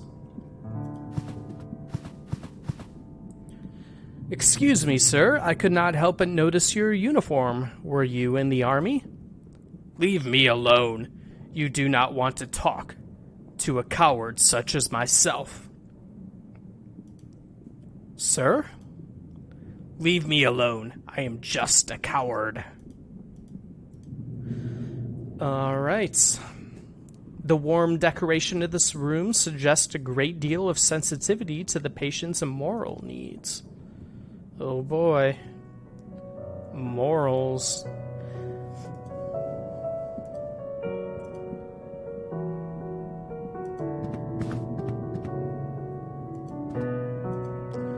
A variety of old-fashioned landscapes that portray nature as tame and welcoming. Yeah, we all know that's a lie about nature. Nature is scary and dangerous. Good morning, madam. My name is Wakefield. I'm looking for a former patient of this institution. The rumbling! She doesn't seem to have noticed me. Madam, if I may persist, have you been living here for long? The rumbling! I am looking for a former patient at this hospital. You may have met him. An eyeless glaze! Gaze! Not glaze. Gaze! One day, from streaming, I will learn how to say words correctly, or at least reading them out loud. I've never been good at reading out loud.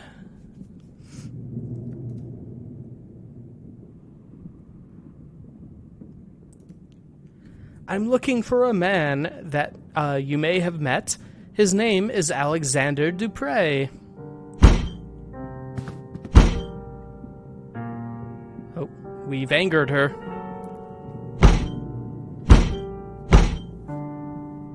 What a strong reaction upon hearing Mr. Dupre's name. She must have at least met him. How can I get her to talk to me?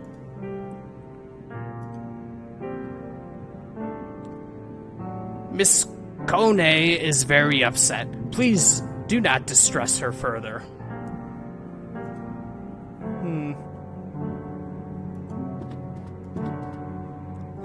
Good morning. I am a psychiatrist, Dr. Wakefield. Quite an impressive institution you have here. Can I ask for your assistance? I am looking for a former patient of this institution. His name is Dupre. I am sorry, sir. I have never heard that name before.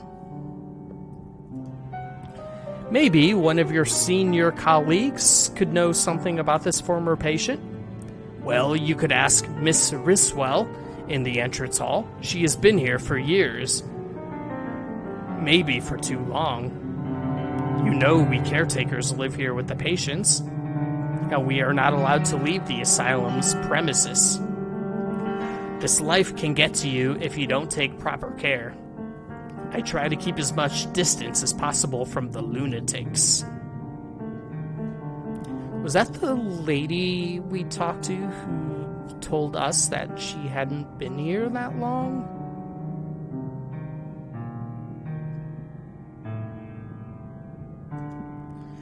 The asylum is quite big, but I can't help noticing there aren't many patients around.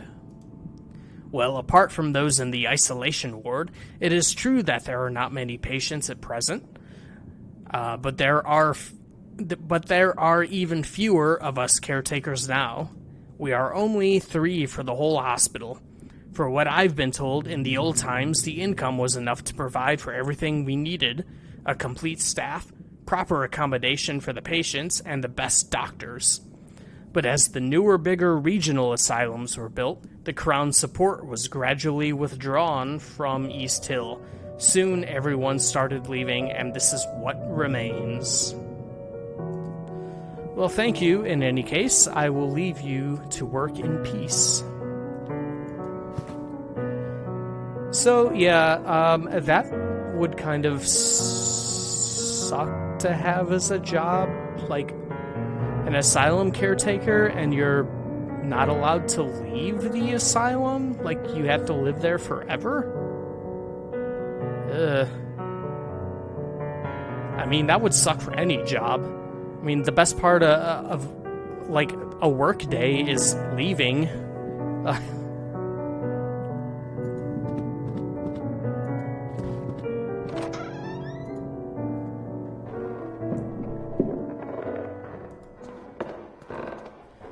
There was a thin piece of metal holding the window open. Oh. Hello. Alright, we got a piece of metal and there's... Yeah, alright. Looks like a therapy log. Edward Rowan, 27, acute dementia. September 25th, 1891.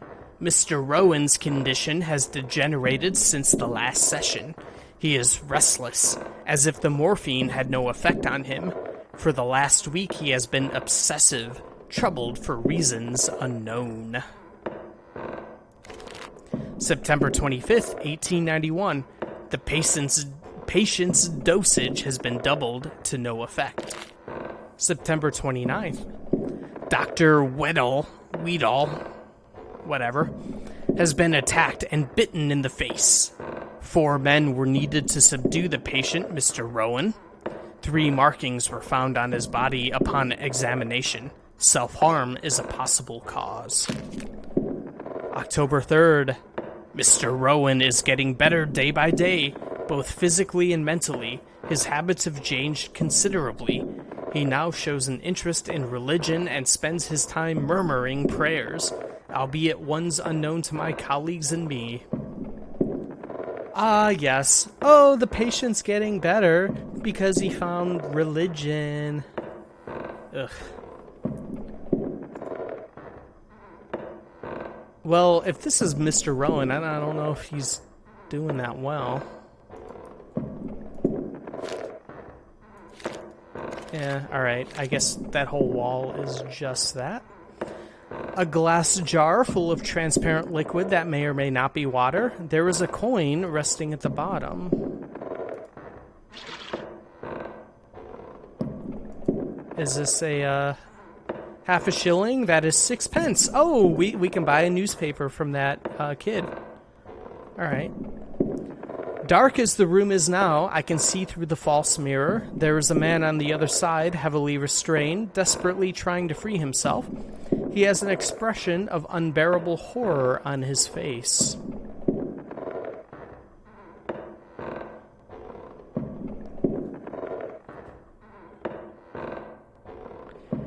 They just told him he's a caretaker. He's just a patient they gave responsibility to. Yeah, with not many caretakers, they're probably like, oh, you're actually a caretaker.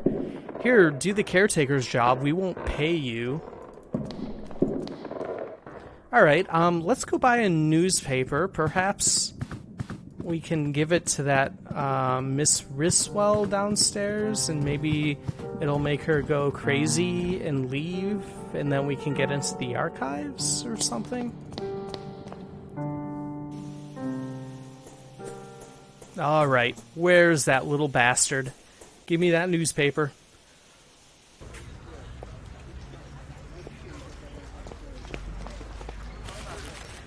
I would like a newspaper. 6 pence, is it? Here.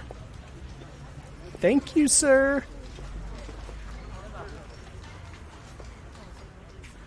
Today's Illustrated London News. The first headline is about a grim case. Scotland Yard keeps its silence about the ambassador of Turkey found dead last Saturday under mysterious circumstances. Our sources suspect he may have been murdered.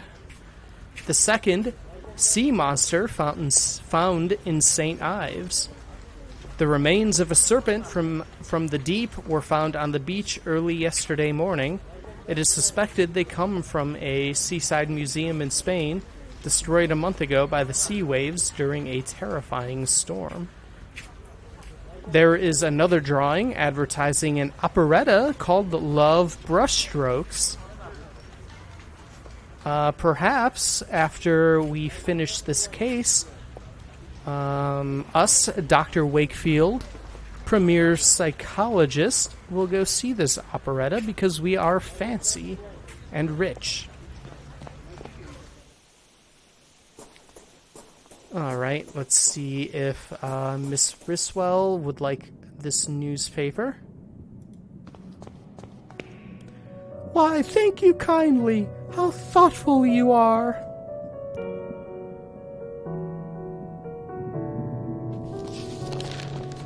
Is that maybe enough to distract her?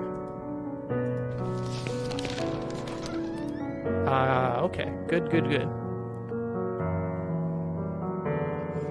This is the hospital archive where a record of each patient must be stored. If Mr. Dupre was really committed at East Hill, his file should be here somewhere. The portrait of a restrained patient surrounded by caretakers and a doctor. Just some nice asylum artwork on the wall. Restrained patients. Delightful. It has been a long time since this desk was last used. It is covered in discarded papers and pens and a noticeable layer of dust.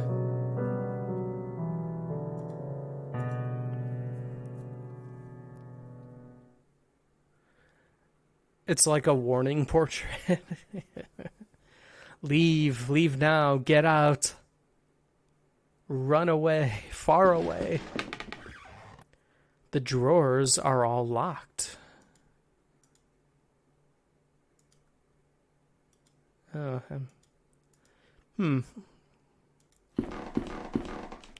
The cabinet contains many documents detailing the treatment of patients ranging from 2 decades ago to last year. His file is right here. Dupre, Alexander, room 108A. All the files are missing. It is as if they had been torn out. Only a little piece of paper remains with an address written on it. Paul Street, 26. Could that be where Alexander Dupre lived before he was committed to this hospital? Paul Street. I should follow this new lead and see if it takes me somewhere useful. Oh, but we didn't,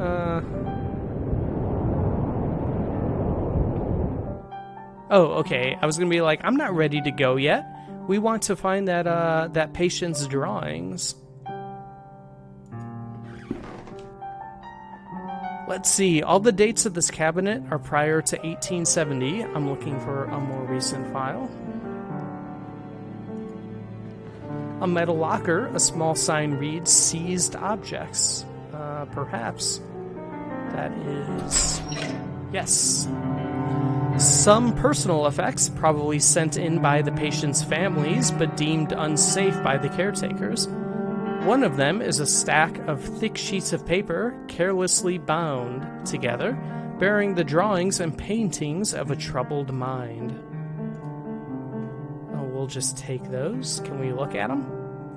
Watercolor paintings and drawings of different subjects. A tree, a vase of flowers, something that could be a portrait, but the colors are dispersed, shapes broken, decomposed and mixed in a whirl of bright flecks.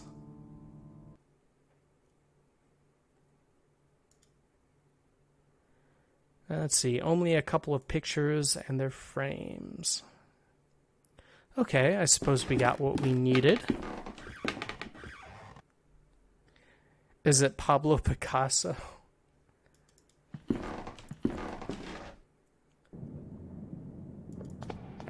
All right. Let's give these to our new friend who finds us very trustworthy.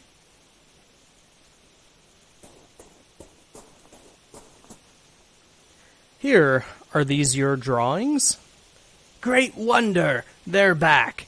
Someday they will understand light and shape as I understand them. Thank you, friend. If you want, take these cardboard sheets.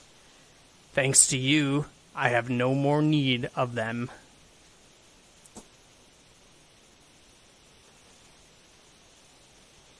A few folded cardboard sheets, each one with a large symmetrical patch of black ink in the middle. I have heard of this technique, but always thought it an eccentricity. Patients are supposed to see in them the deeper causes of their ailments. This is the first card.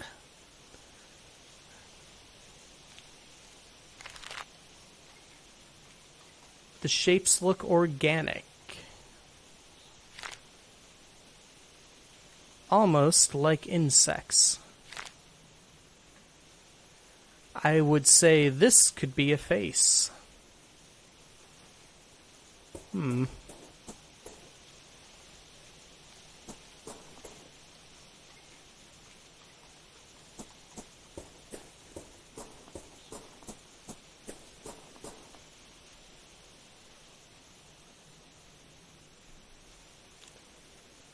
Let's see.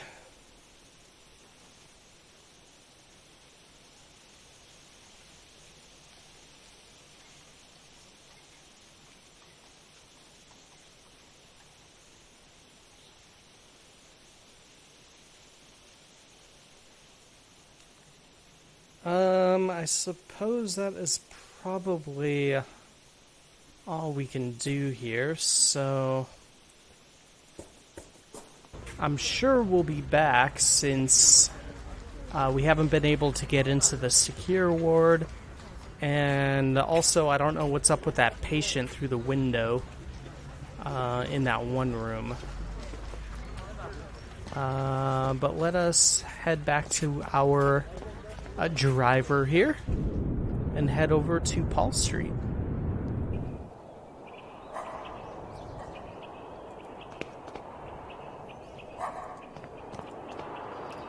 The door is number 24. I'm looking for number 26.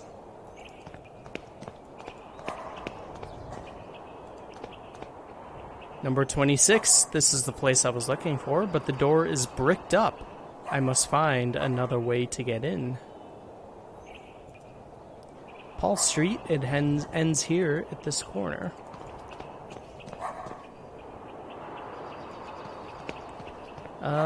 What's further down here? The ruins of an old chapel apparently destroyed by fire.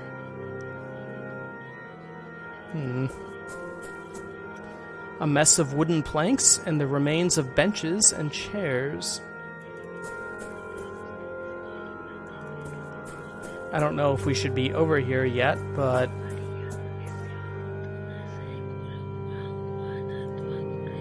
there was someone on their knees praying, their faces covered by a hood.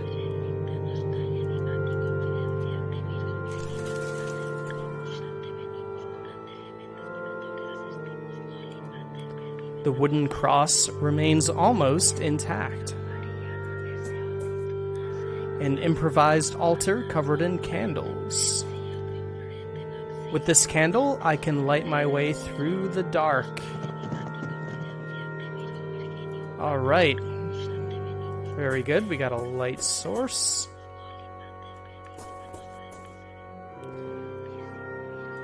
Let's see. Maybe we should try heading into Alexander's old house first. Let's see. First one looks like Siamese twin aliens, second spider, third beetle, and fourth ghost face. All right. What is your condition with that? A description of the Rorschach test. It is very concerning to me as a streamer that is now playing a doctor on stream. I think you need some help. Perhaps we should commit you to a asylum to get some help.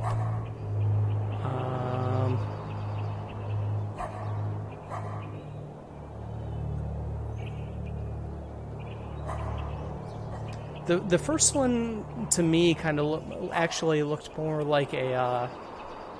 Let me pull that up here.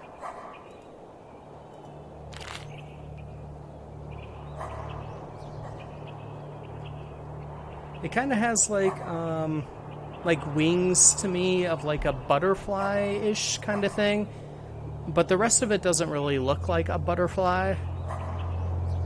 Some kind of winged creature, I would say. Let's see. The second. Let's see, you say spider, I'm saying...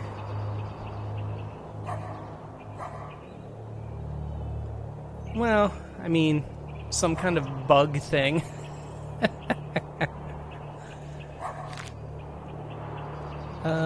Third, beetle. Yeah, I guess I could see that. I'd probably also say some kind of bug thing. And then fourth, you say ghost face. To me, and I might also be influenced by some of the previous stuff in this game, but I'm thinking like mask, like theater mask, like we saw before.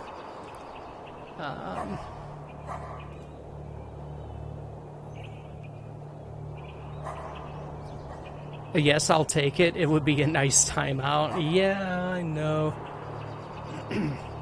I remember seeing, I don't know if you've seen, there was this movie a few years back, and I'm saying few years back, and I forget how much time has passed, so maybe it's more like 8 or 9 years, 10 years, I don't know. There was a movie called A Cure for Wellness.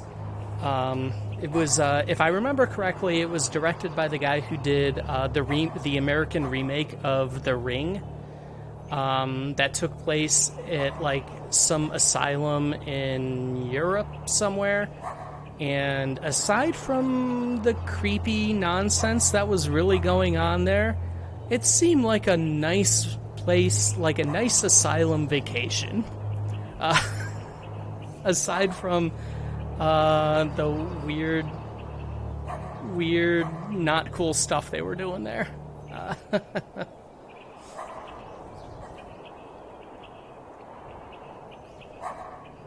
I feel like Beetle and Bug Thing are pretty much the same. It's okay. It's a movie from 3 years ago, and it'll be from like 2012. Yeah, time has really become meaningless. Even more so these past few years for I don't know what reason. Ha ha ha. The windows are so thoroughly cemented over that it almost mixes with the facade. Okay, so I guess we can't get through the windows. Maybe we do have to go through, like, the church or something. Alright, so let's head back.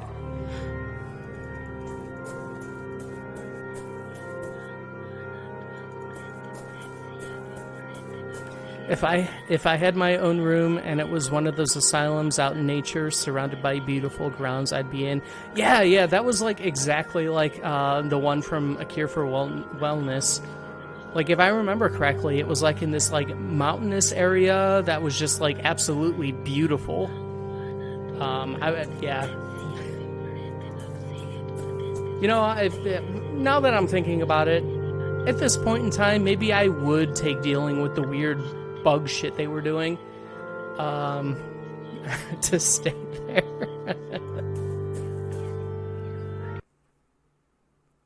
Was it? I'm trying to remember. Was it bug shit, like worm shit, or like tentacle shit? Ah, gosh. I'm gonna have to rewatch that movie.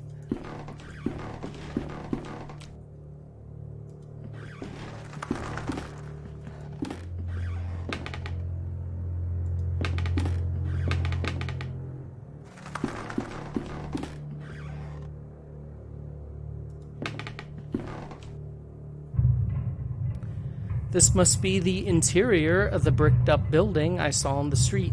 Mr. Dupre's former restaurant? Was that what I was going to say? Mr. Dupre's former restaurant?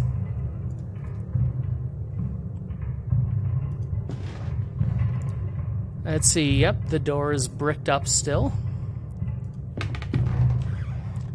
I cannot tell who is depicted in the portrait since it is so badly damaged. It seems someone crushed it to the floor.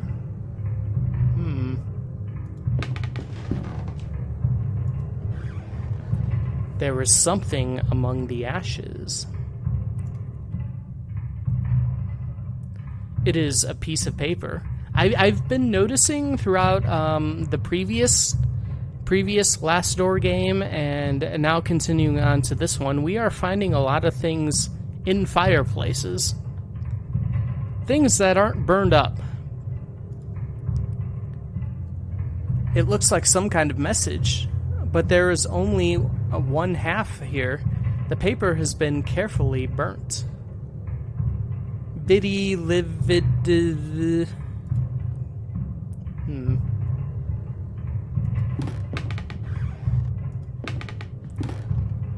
Oh, there's another piece of paper on the table. The paper shows some seemingly random letters. It seems as if half of it is missing.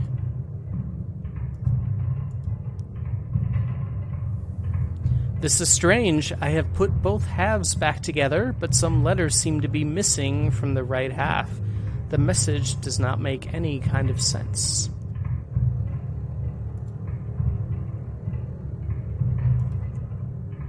One man in high-rank uniform. He's missing an arm.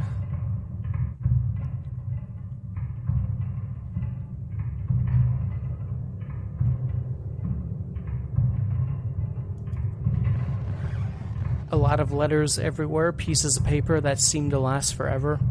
Yeah, that's always like a big game thing that I guess you just have to kind of like go with. Like, one of my favorite quote walking simulators, end quote, is a game called Gone Home, which I would like to replay, probably on stream sometime. That just has you like exploring a house, and you're just gradually picking up like pieces of like, you know, journals and notes and stuff from the family, that are just, you know, slowly giving you like the story of what happened. And so many games are like that too in general, and it doesn't make sense. Like who's like sprinkling about like story progression via journal entries as you go along your journey. But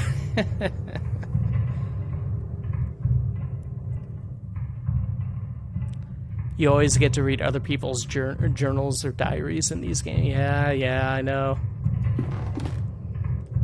Few books remain in the shelf, mostly doubtful treatises in chemistry and alchemy. Among the titles are Trithemius's De Lapide Philosophico, Geber's De Inventione Veritatis, the anonymous work Turba Philosophorum, and Ludwig Prin's Mysteries of the Worm. Thank you, Ludwig, for having a title in English.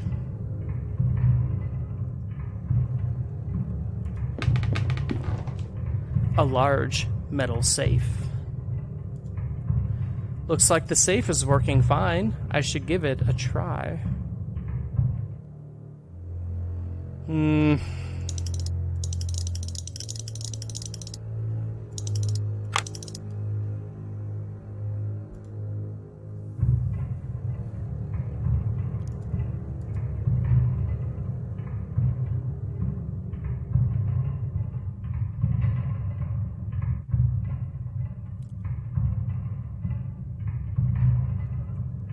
Oh, wait. Okay.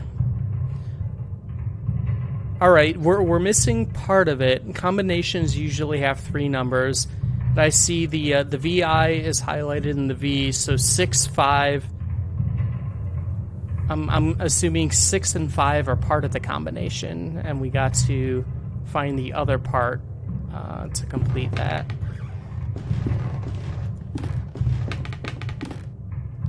A military medal.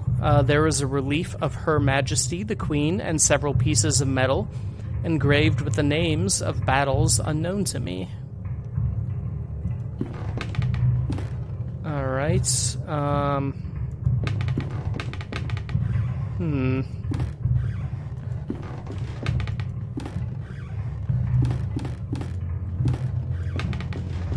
Okay, and there was no further...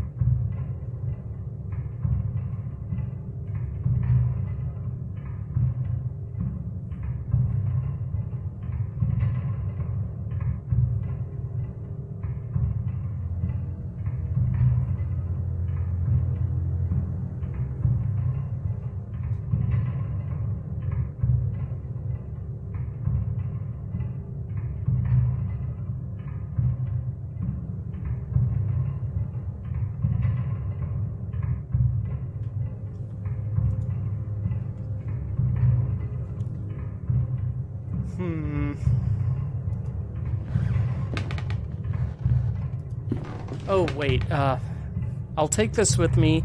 Maybe it will mean something to one of Alexander's fellow patients in the hospital. Almost left without that. Again. A worn military medal. The engraved text reads, "For distinguished conduct in the field." Plus, there's a relief with the words Victoria, Regina et Imperatrix. There are also a number of metal pieces with the names of battles: Lang's Neck, Shuenshuguti, and Majuba Hill. Alright, I assume we probably give that to the guy who doesn't want to talk to us because he says he's a coward.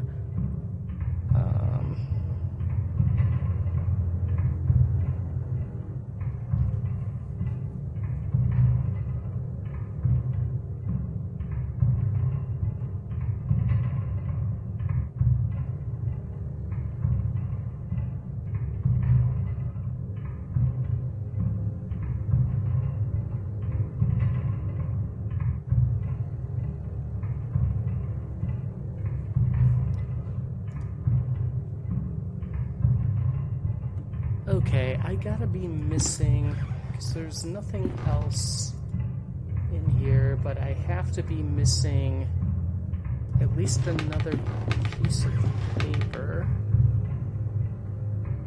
to be able to complete that combination.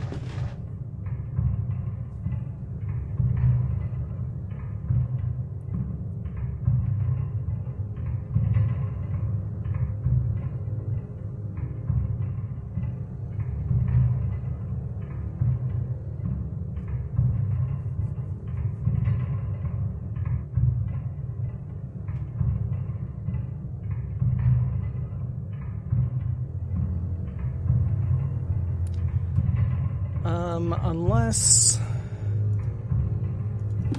Let me try something here. Okay, so we have 6 and 5.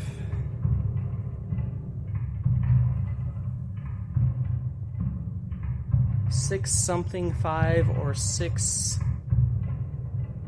something something 5 or 6 5 or 6 something 5 something. Let me see if this game will make like a sound if you get like the right number. So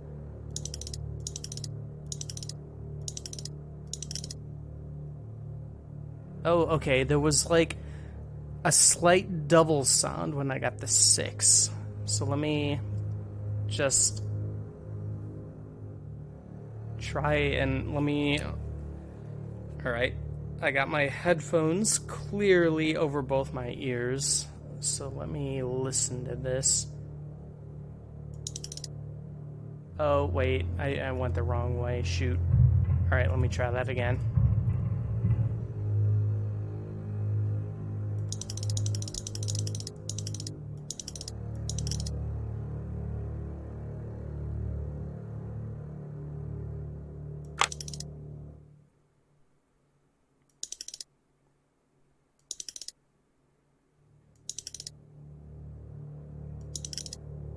Okay, I heard that with 1.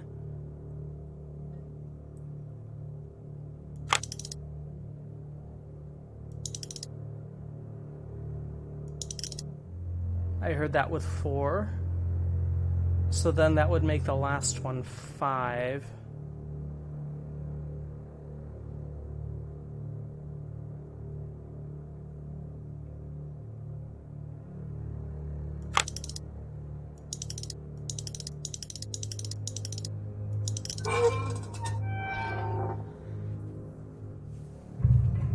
All right.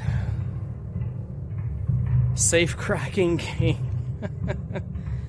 maybe that was the puzzle. I couldn't find any other piece of paper in this room to complete that. Like, so maybe it gave you like the first one and you're supposed to hear that sound. Let's see. It is empty. Wait, this is not a safe, but an entrance to a passage. Oh, silly me for thinking it was a safe. It is completely dark. The only way to know where it leads is by crawling in. Alright, let's go.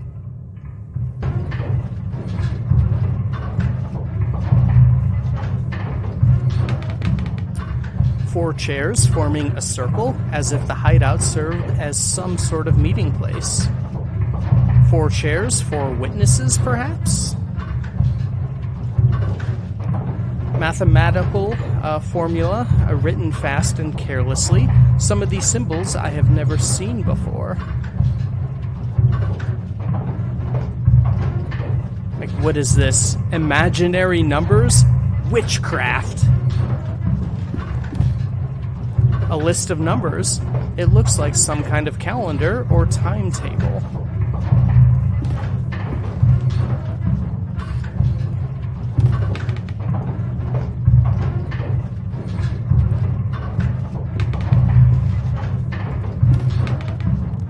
A strange machine built out of wood, steel, and glass. I wonder what its function could be.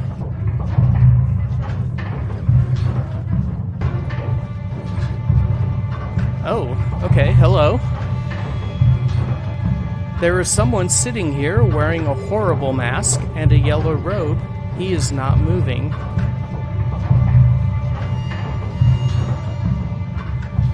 So is he hooked up to this machine then? Alright, can we take the mask? Oh. It is only a yellow robe. There is no body inside at all. What can be the meaning of this?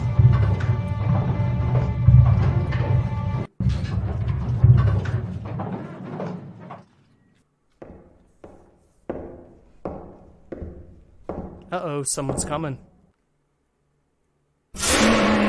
Virgo Maria, non esaudit tu nessa eculu, quena dato corrente in prazia, tu implorante in auxilia, tu pretente in suffragia esse delicta, nos tal inimati confidencia a te, Virgo Virginum, mater currimus, a te venimus, curande gementes peccatores assistimus, non mater verbi, verba nostra descripere. The text is completely smudged, I cannot read it. Virgo Maria, non esaudit tu nessa eculu, quena dato corrente in prazia, tu implorante in auxilia, tu pretente in suffragia esse delicta, nos tal inimati confidencia a te, Virgo Virginum, mater currimus, can I just leave? Alright. I guess I could just leave.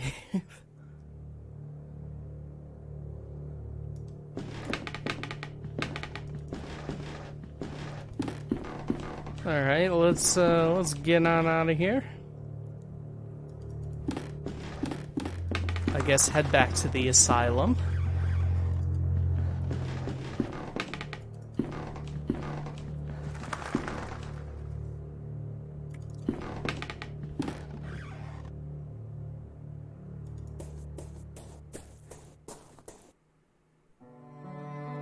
Oh, maybe it was that person who was praying here previously, who snuck up on us there.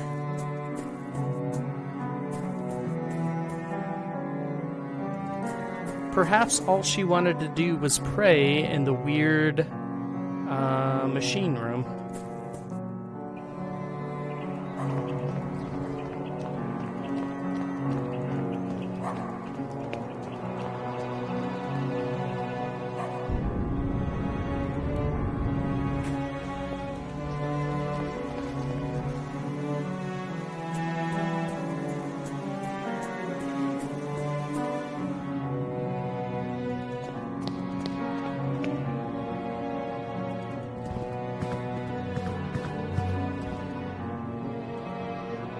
Alright, let's see if we can give this military medal to the military guy. This medal, I had one just like this. Got it after the battles of Lang's Neck and Majuba Hill in 1881. A decade ago now. For distinguished conduct in the field, it said. What a farce. So, you were in the army, as I thought. Allow me to introduce myself. I am Dr. Wakefield. Sergeant William Conghill, Her Majesty's 6th Light Infantry. Are you another one of those alienists? Do you doctors not realize that cowardice cannot be cured by your arts? Why are they keeping you here? The doctors say I suffer from a nervous disorder.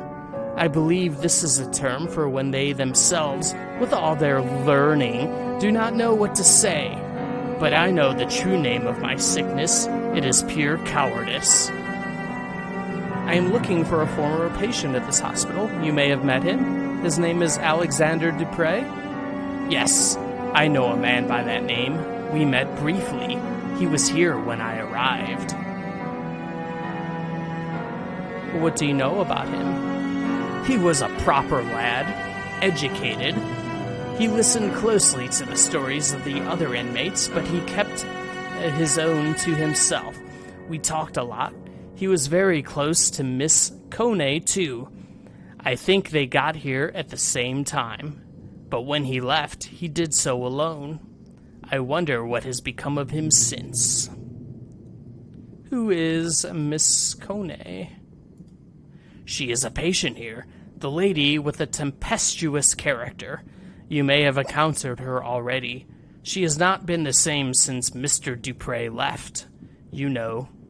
She always sits to the side, alone and silent. I doubt you could get her to talk at all, even if you tried. She sees things, or at least she thinks she does. What did you talk about, you and Mr. Dupre? We talked about my time in the south of Africa.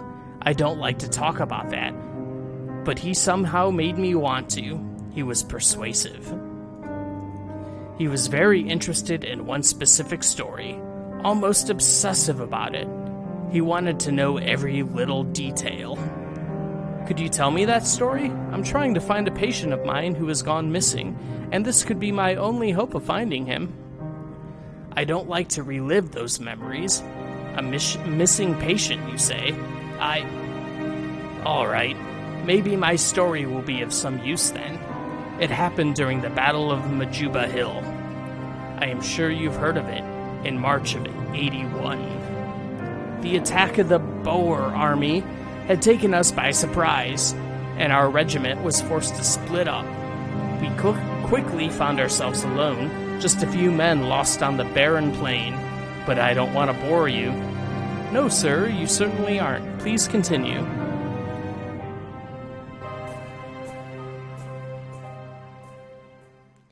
As I said, we were few, and we were sure the enemy was lurking out there. In the cold air of dusk, a thick fog formed quickly, masking everything around us. We could barely see each other.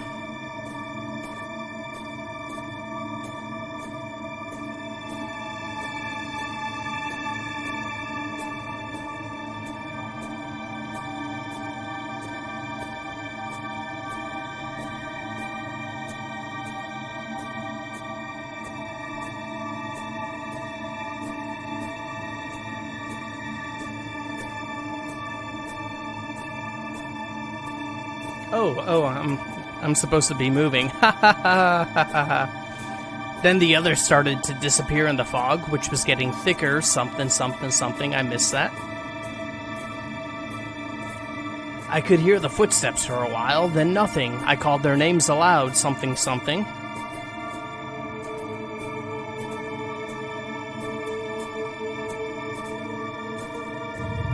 I felt something in there, not far, a murmur or a beating, something live, waiting, something.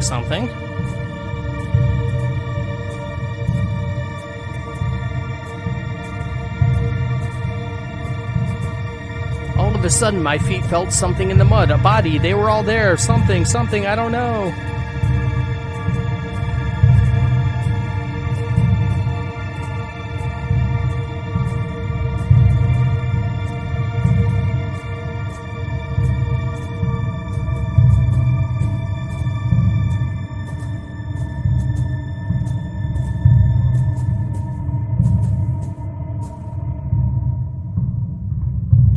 Then the mist cleared out.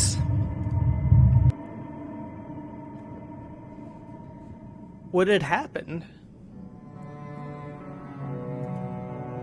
I never knew for certain. I didn't see anything, or if I did, my mind refused to bear such memories. What happened to Captain Skid? When he finally regained consciousness, it was like someone else looked out at us through his eyes. I guess whatever happened affected him, changed him.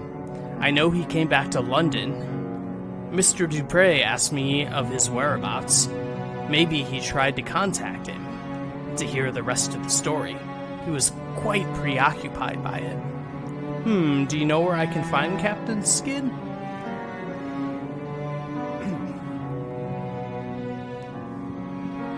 The last I heard from fellow veterans, he had lost himself to a frenzy of alcohol, opium, and bad company.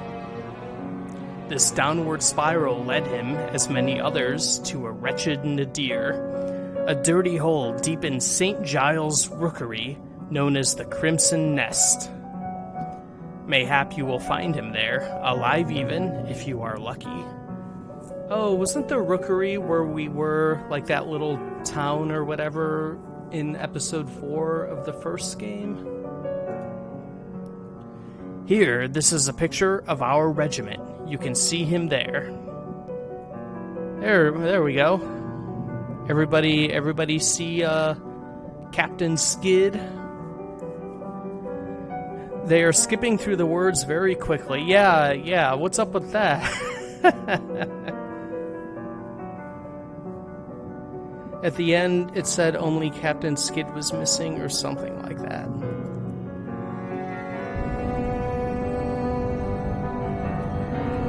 Alright, we got St. Giles on the map.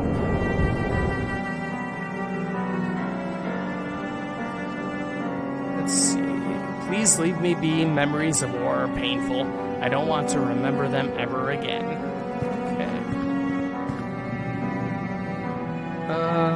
Would you like to look at the photograph? No. Would you like the mask?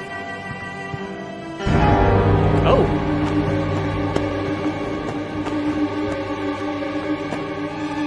It is the isolation word for you this time, madam.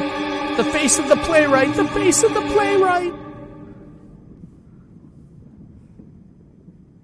Alright. I think we did good as a psychiatrist in the asylum here. Oh!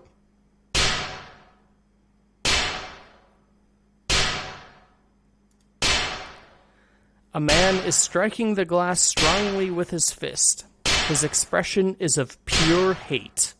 I don't think he can see me, but I feel that somehow he knows I'm here. She did not like that mask. No, she didn't. I keep forgetting we are a psychiatrist as we keep traumatizing the patients further. Would you like to look at the mask? No. How about this photograph? No. Piece of paper? Oh, no. Some metal?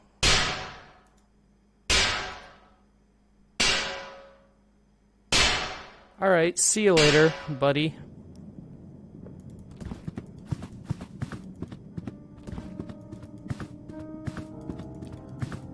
Alright, I suppose that's probably everything we can do here. Oh, that poor woman. They must have taken her to the isolation ward.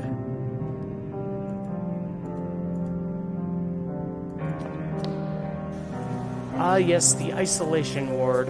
Probably still locked up.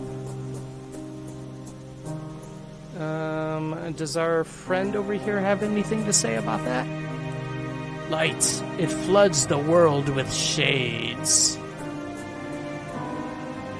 Oh, the isolation ward is open.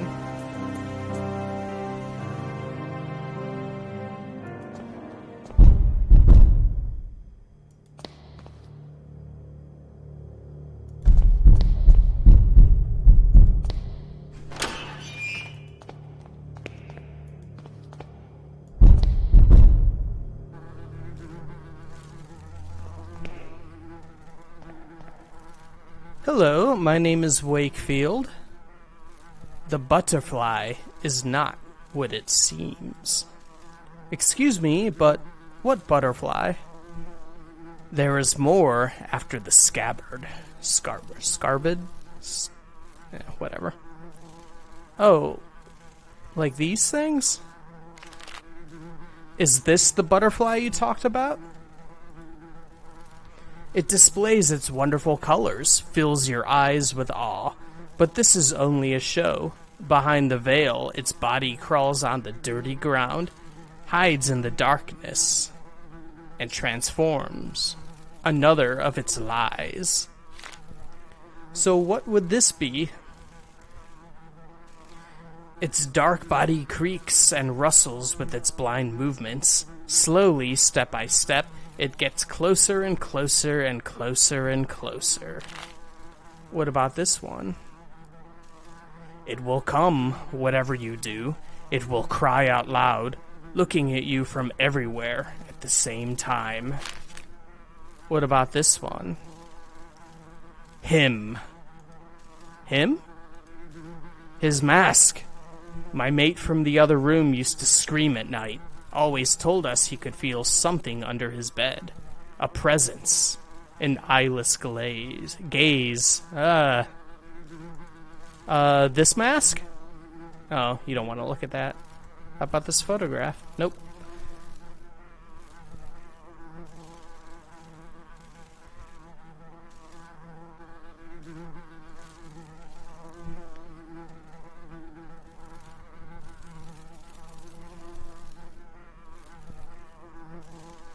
Siamese aliens. No, it was Butterfly the whole time. The fly buzzing noise would drive anyone insane, yeah. Oh, wait. I want to look at that window. Not much light manages to reach this room. Alright, so the guy next door has a thing with the mask and something under the bed.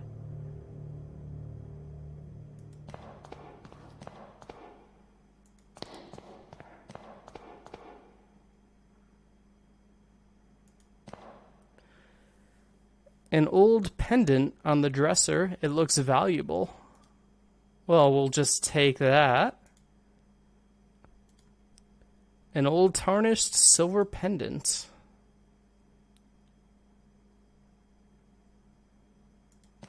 Okay, maybe the guy is next door to next door.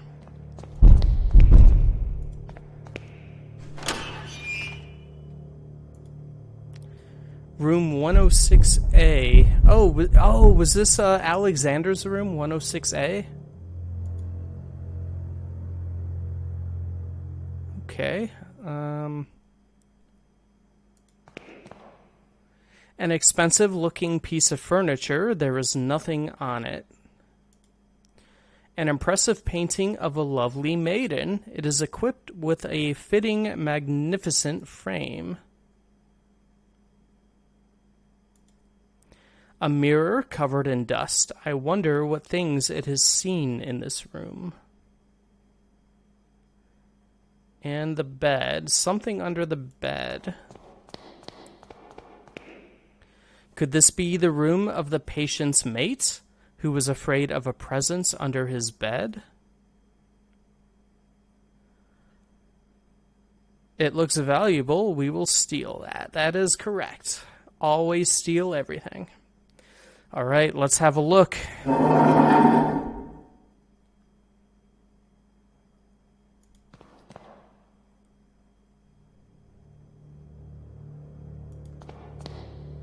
There is something written on the wall. One of them came last night. I knew what it was. I knew what it actually was because of the sign it carried. The sign of the eye. I killed it and hid it well. If more come, they will not find their friend, nor its eye. The door is bricked up. Why would they do such a thing? The window is sealed too. Almost no light can reach the room. Alright, let's check this bed. I doubt anyone has slept in this place in a long time.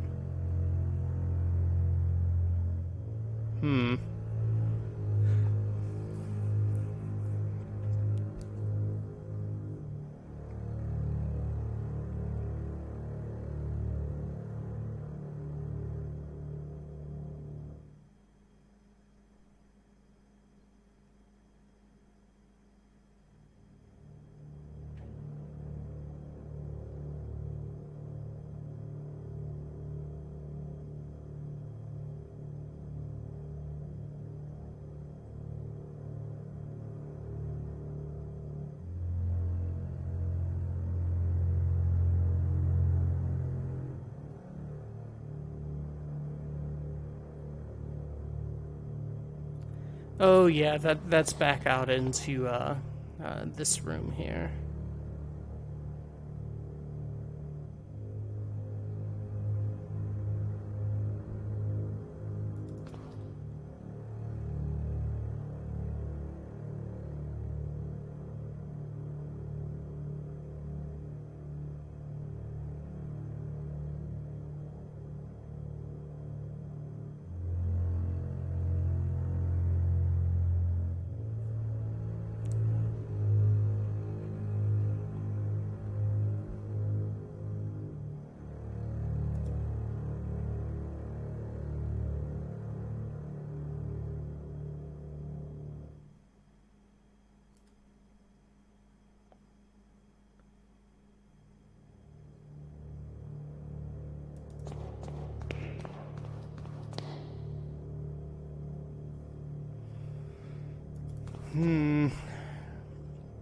Well, something is hidden in here.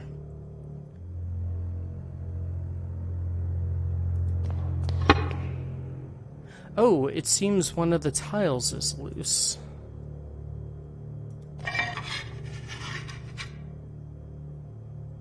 I cannot get it out with my bare hands. It is too heavy. Piece of metal? There we go. I guess I just had to walk over it. There is something there, half buried in the soil under the tile.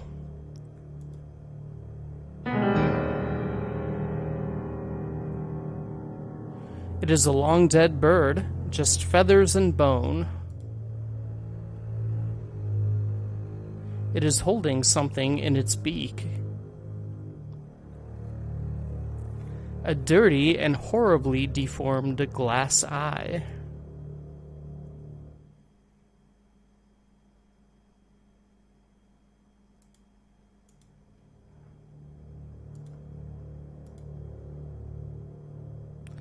The glass eye is dirty and horribly deformed still. Okay. No.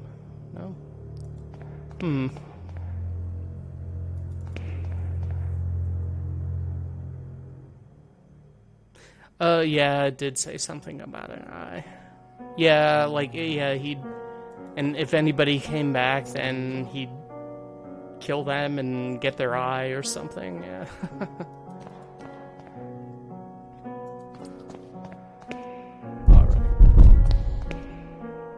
It will come after us, so...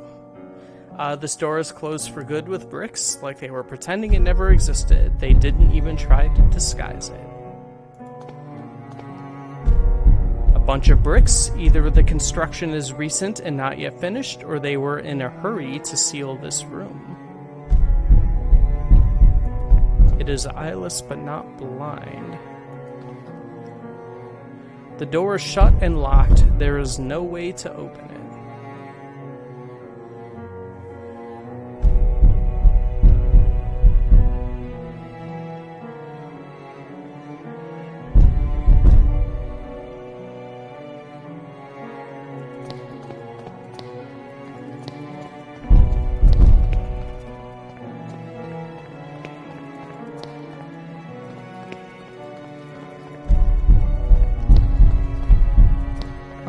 I guess that's everything we can do in here, at least for now.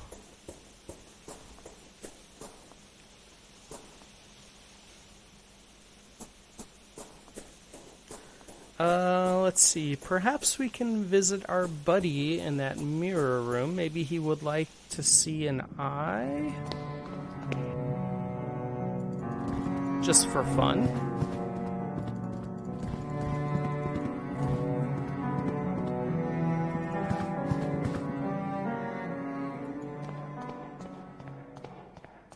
Oh. Oh, looks like he got out. There's a big crack on the glass.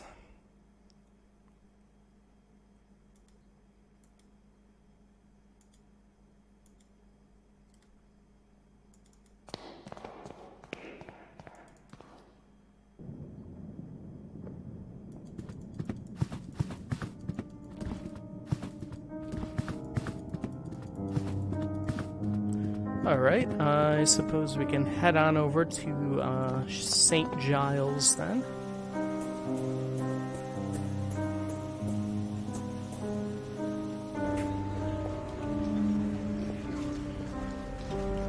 Hey kid, you like this pendant? Can I get my 6 pence back for it?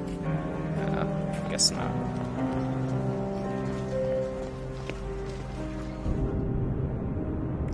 Maybe the eye will freak him out into a frenzy and he'll have to be taken to isolation. Ah, looks like that already happened before we even got there.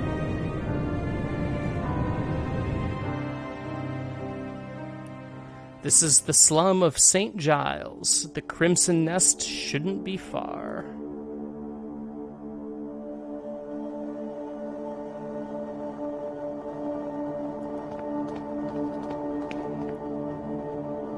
Oh, this was like, that dream thing. Like, oh, I had the dream, and this was the first time that he talked to me. That dream. Yeah, it was this location, I believe.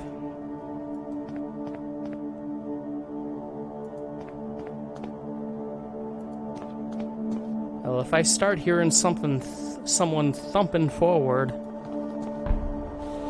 Oh shit. Oh wow.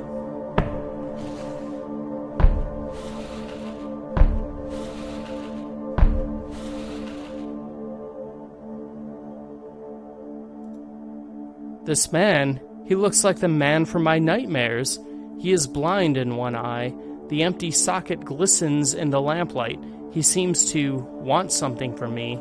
In my dream, the man had said, "Give me back what he took."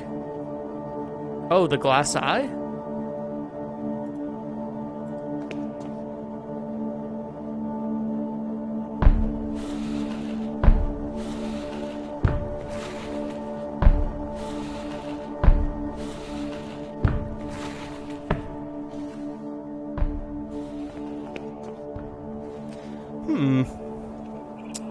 Intriguing.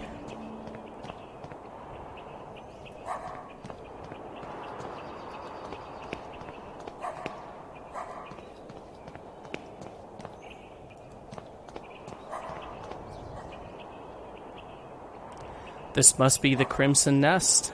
I have heard of such places where people lose their minds to opium shipped from the Orient. I never thought I would set foot in one. Just a psychologist letting loose at the local opium den. Have some fun, that's right. It's been a long day. Gotta relax sometime. An addict completely asleep.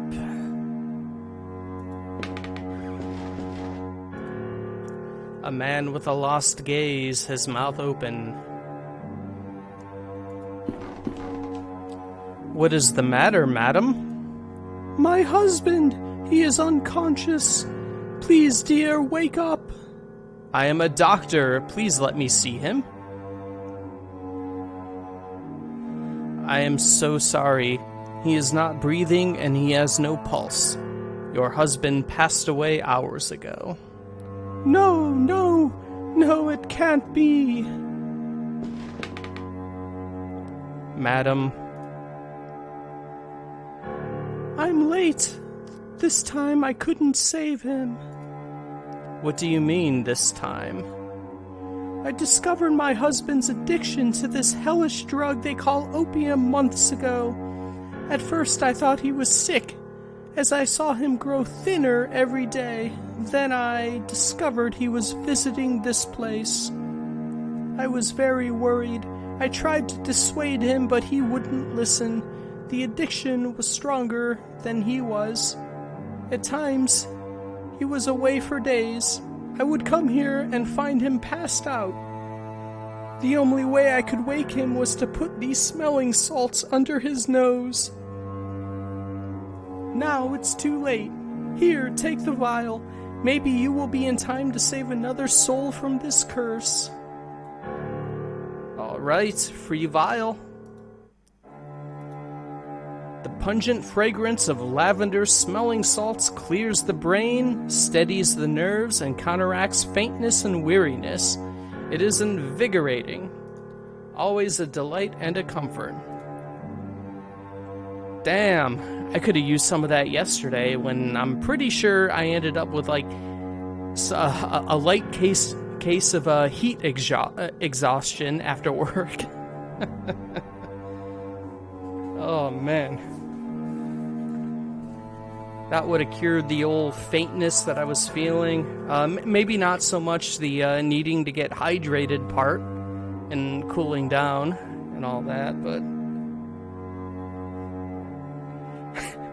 maybe I could have ended up streaming yesterday with that if I had the smelling salts. The heat is a dangerous thing. Yeah, I know. Yeah, and my place of employment has been having like an air conditioning issue, which I wish they would get fixed, but has not happened yet.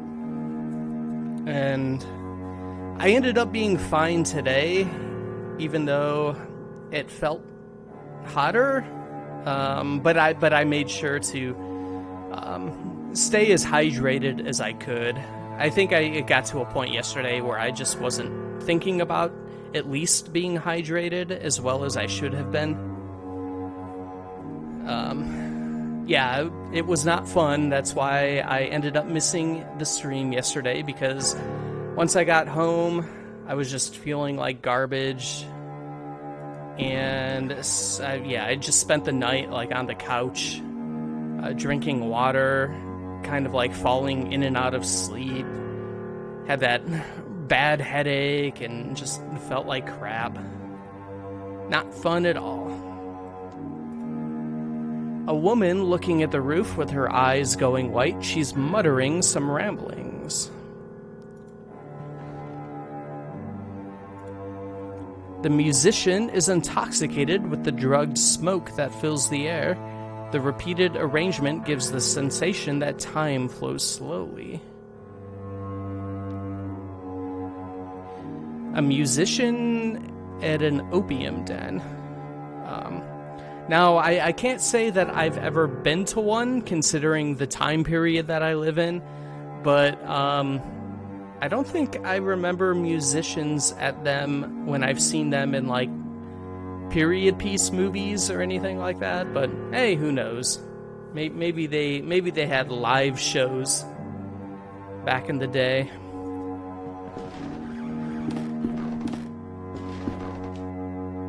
Hydration is super important, but also boo working somewhere with aircon issues in the summer. I know, oh my god. And considering now and forever, it's going to be like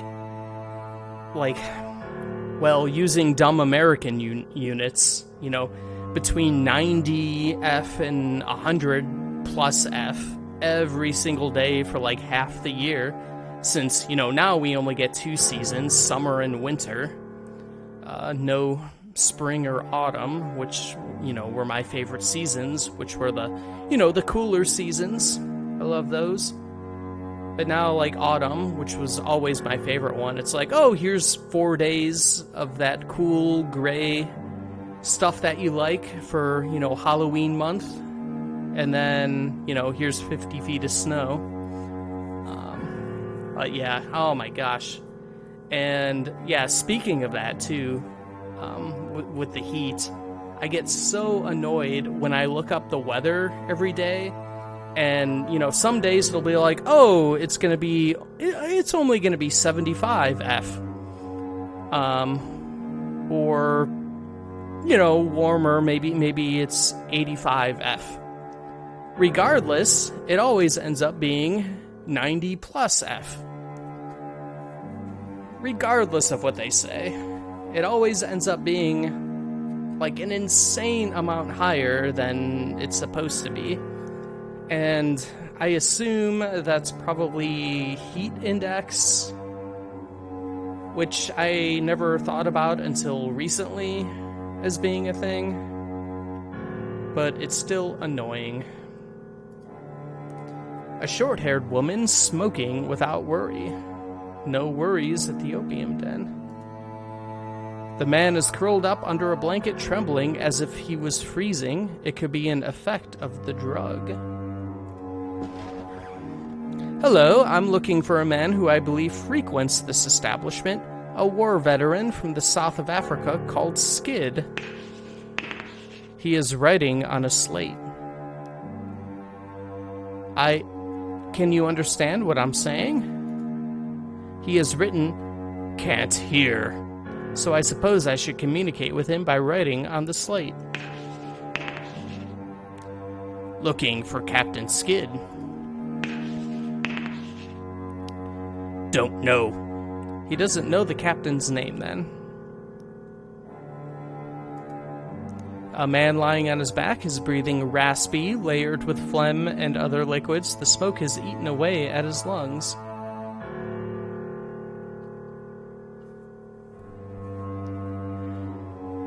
Y'all either get snow and blizzard or relentless desert-like heat. Yeah, the forecast sucks at temperatures, I reckon. It's not always quite right. Yeah, it's totally gotten worse.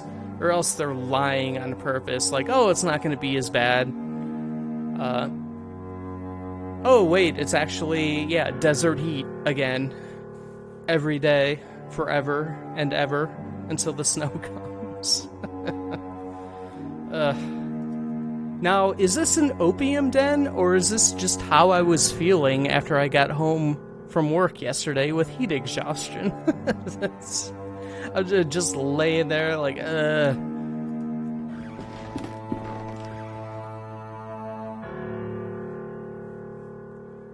There's no global warming, it's only 70 today. Yeah, there's no climate change. There hasn't been a complete deletion of 2 of the seasons that I recall loving so much when I was younger. Yes, they're all just too hot, really. The young couple seems to have come here together to enjoy this despicable vice. Yeah, you know, maybe you shouldn't judge them, Mr. Fancy Psychiatrist Pants. I mean, you have your books and your medicine, but man, if I was in, like, the 1800s, without TV, without movies, without video games, man, I'd probably be smoking opium too. Ugh, what a shitty time. I mean, every time is shitty time, but at least, like, these modern times, I have entertainment, I guess.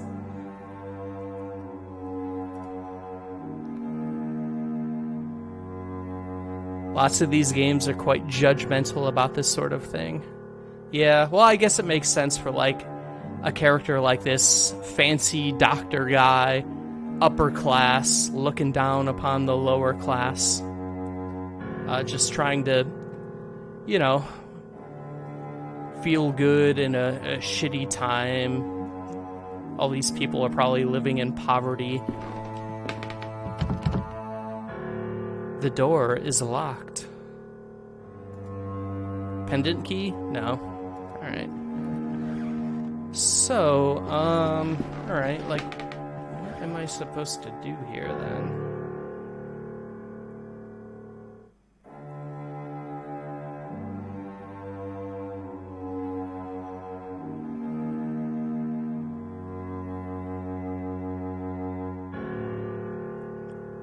Oh, wait, oh, maybe this guy, he didn't know the guy's name. Maybe he would know him from the photograph. Okay.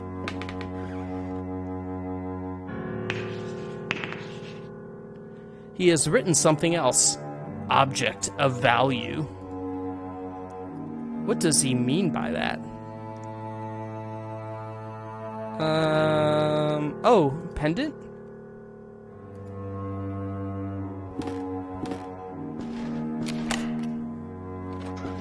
Oh, is like the captain back here then?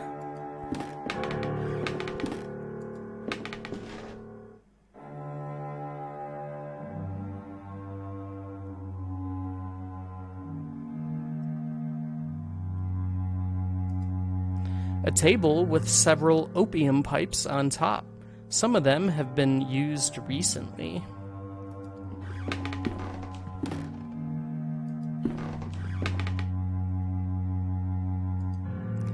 A Chinese screen with floral ornament.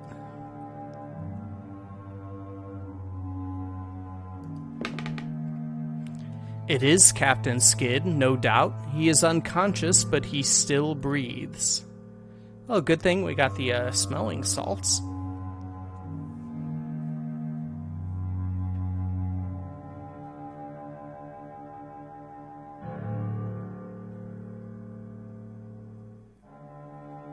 Yeah, he didn't answer the question, but hey, he led us to the guy, so that's fine, I suppose. No one is looking, Doc. Take a hit. Come on. All the cool kids are doing it. All the cool kids are doing the opium.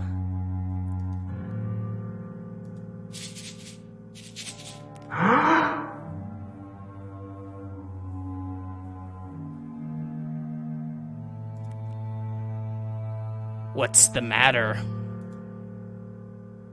Who let you in? Get out. My name is Wakefield. I need to talk to you. Are you Captain Skid, Her Majesty's 6th Light Infantry? That title belongs to me no more. Who are you? And what do you want from me?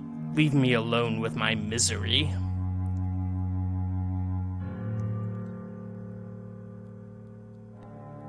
These salts are magic, though. Let's see. A soldier that used to serve under your command told me I might find you here. William Conghill. Yes, I remember him. We served together. I have made many mistakes trying to forget those years of my life. Now, I am afraid those memories will follow me to my grave.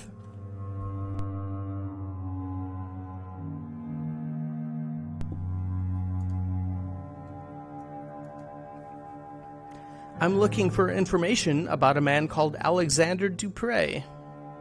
I used to know a Dupre. He was not a man, but a fiend. What do you want with someone like him? There are certain secrets that are better left undisturbed. A patient of mine has disappeared. Alexander's the only one who may know his whereabouts. If it is true that Dupre is involved in your patient's disappearance, then I am afraid the matter is out of my reach. Yours too.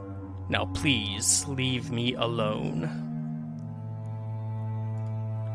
Have you ever heard the name Jeremiah Devitt? I must find him. Devitt? No, I have not. I found your medal. It was in a house on Paul Street, door 26. You were there, right? You think you know what you are doing, but you cannot imagine what you are getting into. I am asking you for the last time. Leave and forget this matter. I will not leave until I find the answers I am seeking. Tell me what I want to know. You fool. That's... for the devil's sake.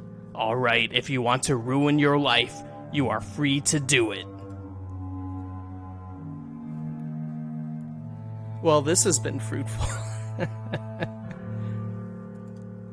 What really happened on Majuba Hill? Sergeant Conghill told me the story, but his details were confusing. I will never be able to forget that day. Nobody knew what really happened. Command decided that we must have been ambushed. Now I know better. There was something in that fog. Something that did not like us entering its domain. A sentinel of some sort. That thing is what killed my soldiers. How did you meet Alexander Dupre? I was in the Veterans Hospital recovering from an illness unknown to the physicians, an ailment of the soul. Dupre managed to contact me there. He wanted to know my version of the story, what had happened to me in the Battle of Majuba Hill. Inside that house, I saw a machine still operating. What was that? A machine? I do not know what you're talking about. That was just one of many places used as a base for Alexander's activities, the only one whose location I was allowed to know. Do you know why he was so interested in your story? I did not know immediately, but with time I realized the truth about what happened to me was important to his activities, as was I myself. But if you think he tricked me, you could not be more wrong. I wanted to enter the dragon's mouth. I burned with the need to know. What was Mr. Dupre doing then? You really do not know, do you? Have you ever heard of the playwright? Oh, that lady patient was screaming that once we showed her the mask, and as she was escorted out.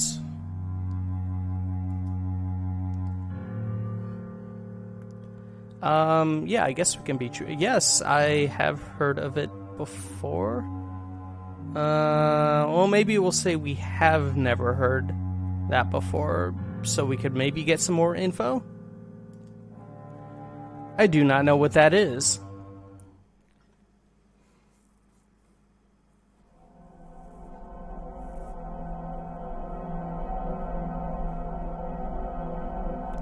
As I imagined, you know nothing. Dupre is not alone, but he is but the peak of a pyramid, a vast group of which powerful people take part. A society acting in secret, ruled by a single sacred law. See that no one knows. I was part of it. Dupre himself recommended me.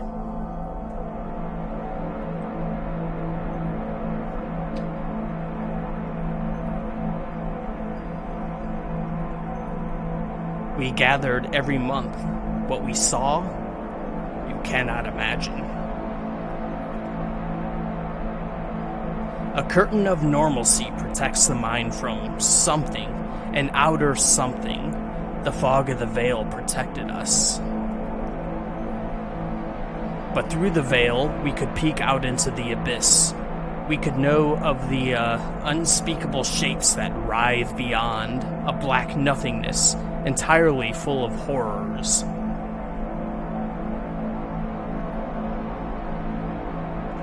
We could never cross the threshold. What we saw was forbidden. Look at me, forbidden. I could not bear it anymore, so I ran. I ran and I hid from them.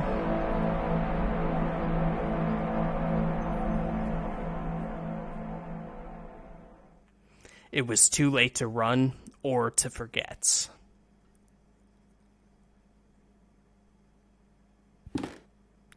I must go back to East Hill and try to talk to Miss Kone. If what the captain said is true, she must have been one of them. She could know where to find them. All right. Let's see.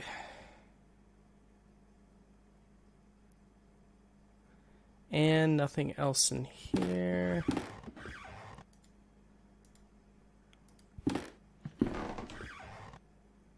All right, let's head back out.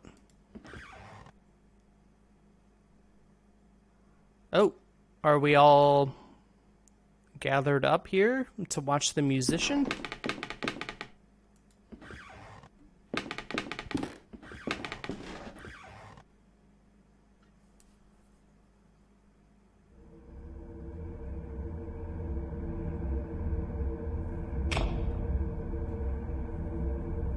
I cannot do this anymore. I don't care. I just want us to be together. You know it is too hard. I don't feel free. I know, dear. I know. We will figure it out. How are you home so early? I knew all along. How could you? You know you never loved each other. Silence, you have no honor. And you, what do you have to say?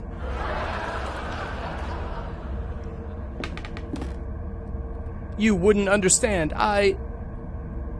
Enough. You will leave in the morning. I won't see you ever again. I'll wait for you until dawn under the old wooden mill, so you can try to recover what little honor you once had. I'll be there.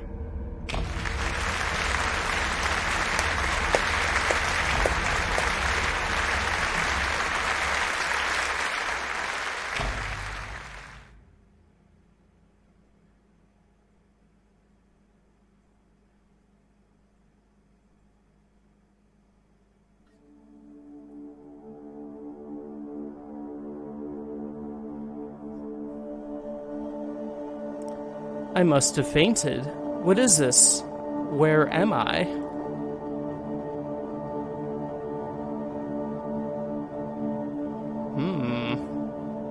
I mean, that was such a good play that we just watched. Of course you fainted from how awesome it was.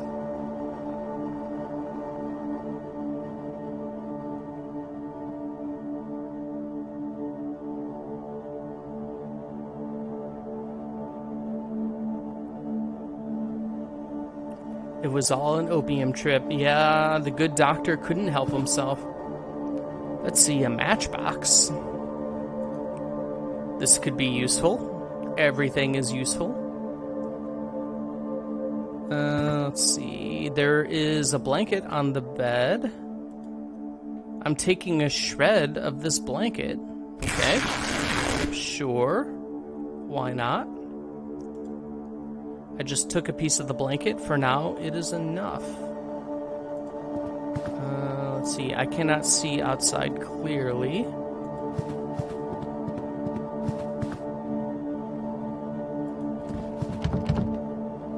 The door is shut for good, and it has no knob. No keyhole, even. Alright, so we're locked in.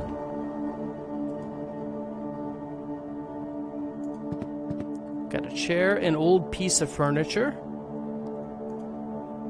There are marks in the dust on the floor. It looks like this chair has been moved recently.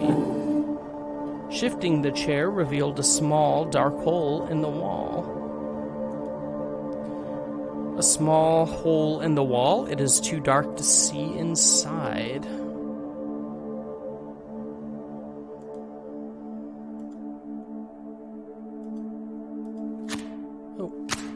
Were you burning up the sheet? Oh, are we going to use that as a light? I would swear I saw a pair of feet in there. Who is there? We have met before. I cannot see you. Who are you? Do you not recognize my voice? No, I am sorry I do not. Do you know what this place is? It is the starting point. The first place to look. But who are you? What are you doing there? Remember this. I will not be here forever. Darkness will light your way. Stay out of the light. Then I will disappear, and you will be alone in the end. I don't understand. Tell me who you are. I can hear breathing behind the wall.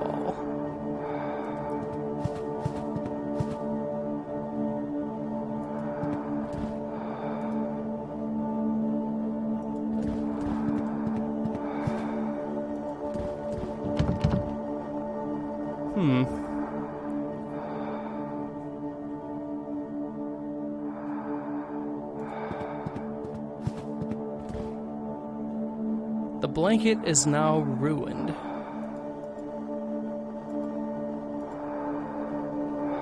Oh, I must take it with me. Only the mattress remains. Are we gonna use the blanket to make like a rope outside? I guess so.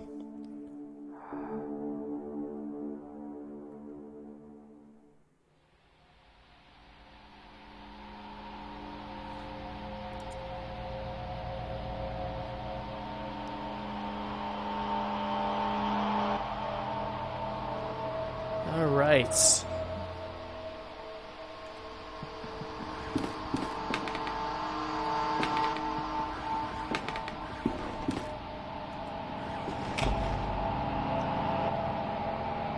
Oh.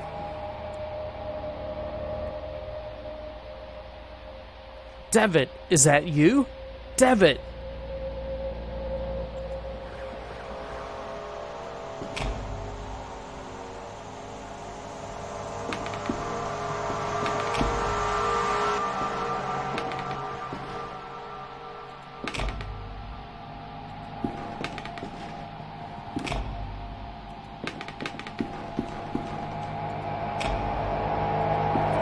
Oh boy.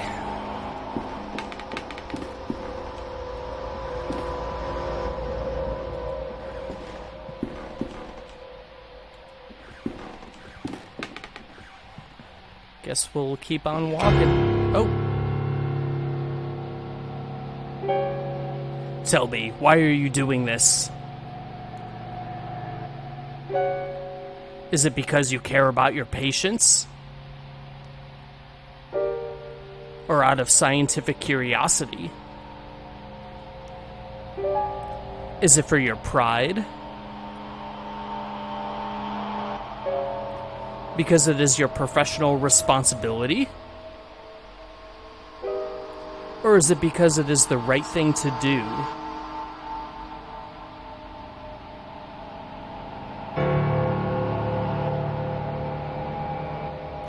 Why are you doing this?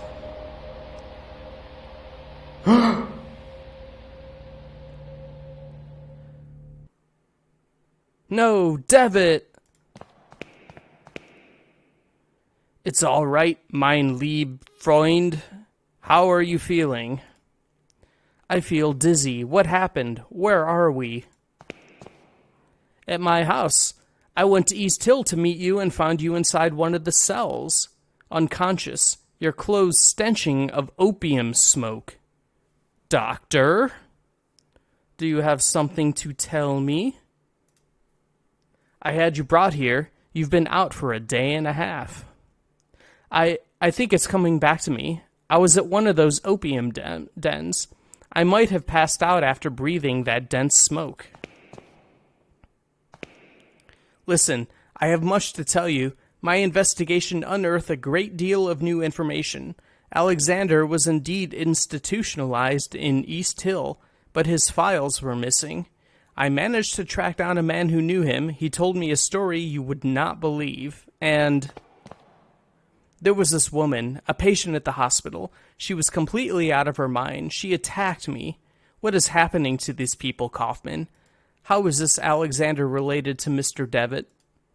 I think this patient, Miss Kone, might know how to find Alexander. We must go back there and talk to her, whatever it takes.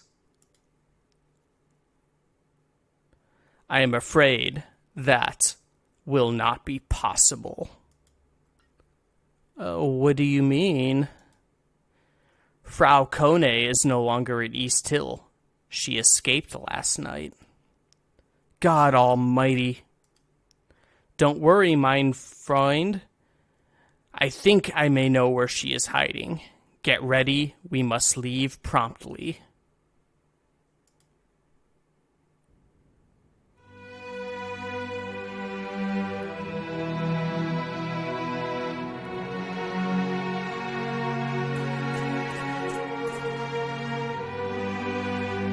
She's been dead for 40 years. Oh no.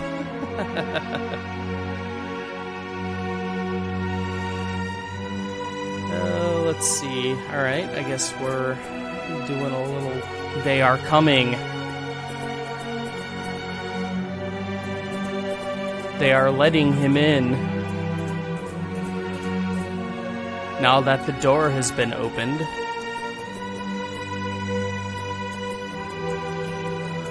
They are coming.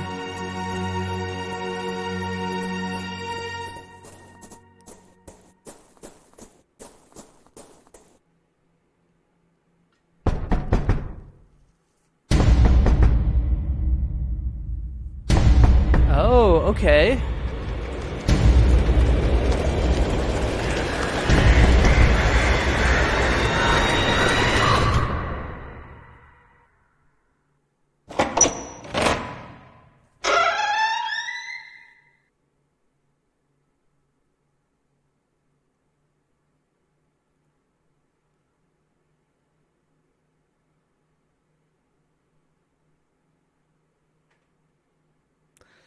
All right, the adventure continues in episode 2.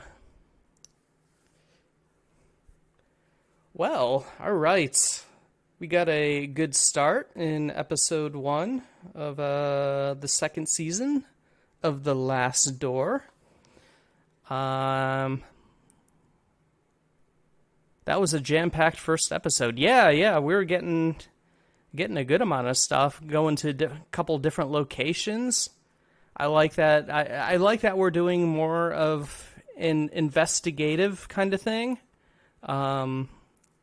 which should hopefully also include more of what the heck's going on here. Hopefully, I wonder if we'll eventually get to see, like they keep mentioning that if the door's open, then something can come through to our world. I'm hoping we get to see whatever that is. Other than, I guess, the bird.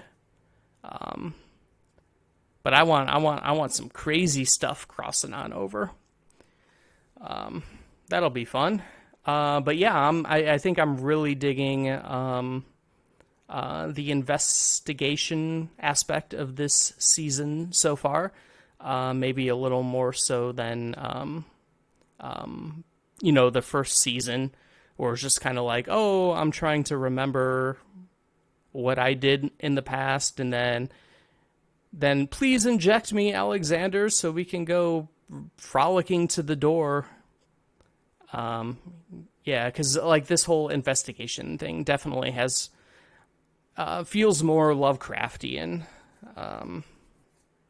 than just actually like doing it like in the first season. But I think that is where I'll end it tonight. We got one episode in. I believe this game is also just 4 episodes, like the first season. So I think tomorrow I'll be back, and we'll probably just continue on, see how far we can get. I don't know how far we'll get, because it definitely, the first episode in this was a lot longer than I remember episode 1 in the first season being.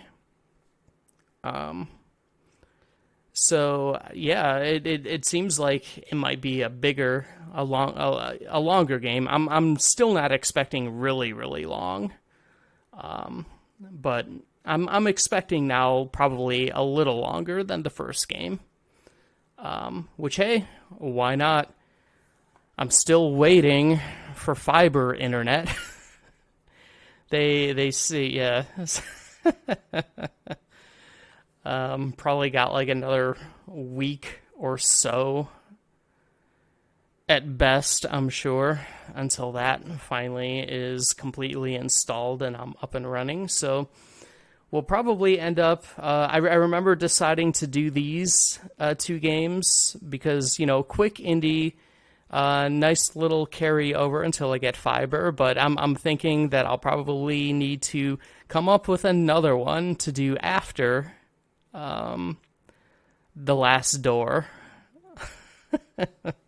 Because especially if I end up finishing this tomorrow night, or even, the next stream afterwards, it probably won't be ready. Episode 1 in Season 1 felt like 4 minutes. Yeah, that was definitely more like a prologue than anything.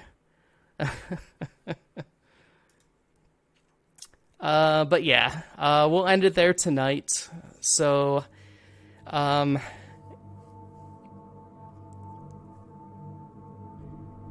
yeah, I don't know how long you can drag this one out for. Probably not very long. Probably not much more than me just standing there trying to think, okay, what should I do? Oh, I can use this item on this guy, maybe? I don't think I can stretch it out more than that. I'll think of something for the next game or 2. Who knows? Who knows how long this fiber is gonna take? But yeah. Thanks, Nicola, for hanging out. Thanks for anybody else who popped in silently in the chat, or anybody who'll be watching this on Twitch after the fact. Always a pleasure. And I should be back tomorrow evening around the same time-ish to continue on with The Last Door Season 2 as far as we can get. So, until then, have a good night, day, or afternoon, everybody. Depending on where in the world you are. And, until next time, have a good day.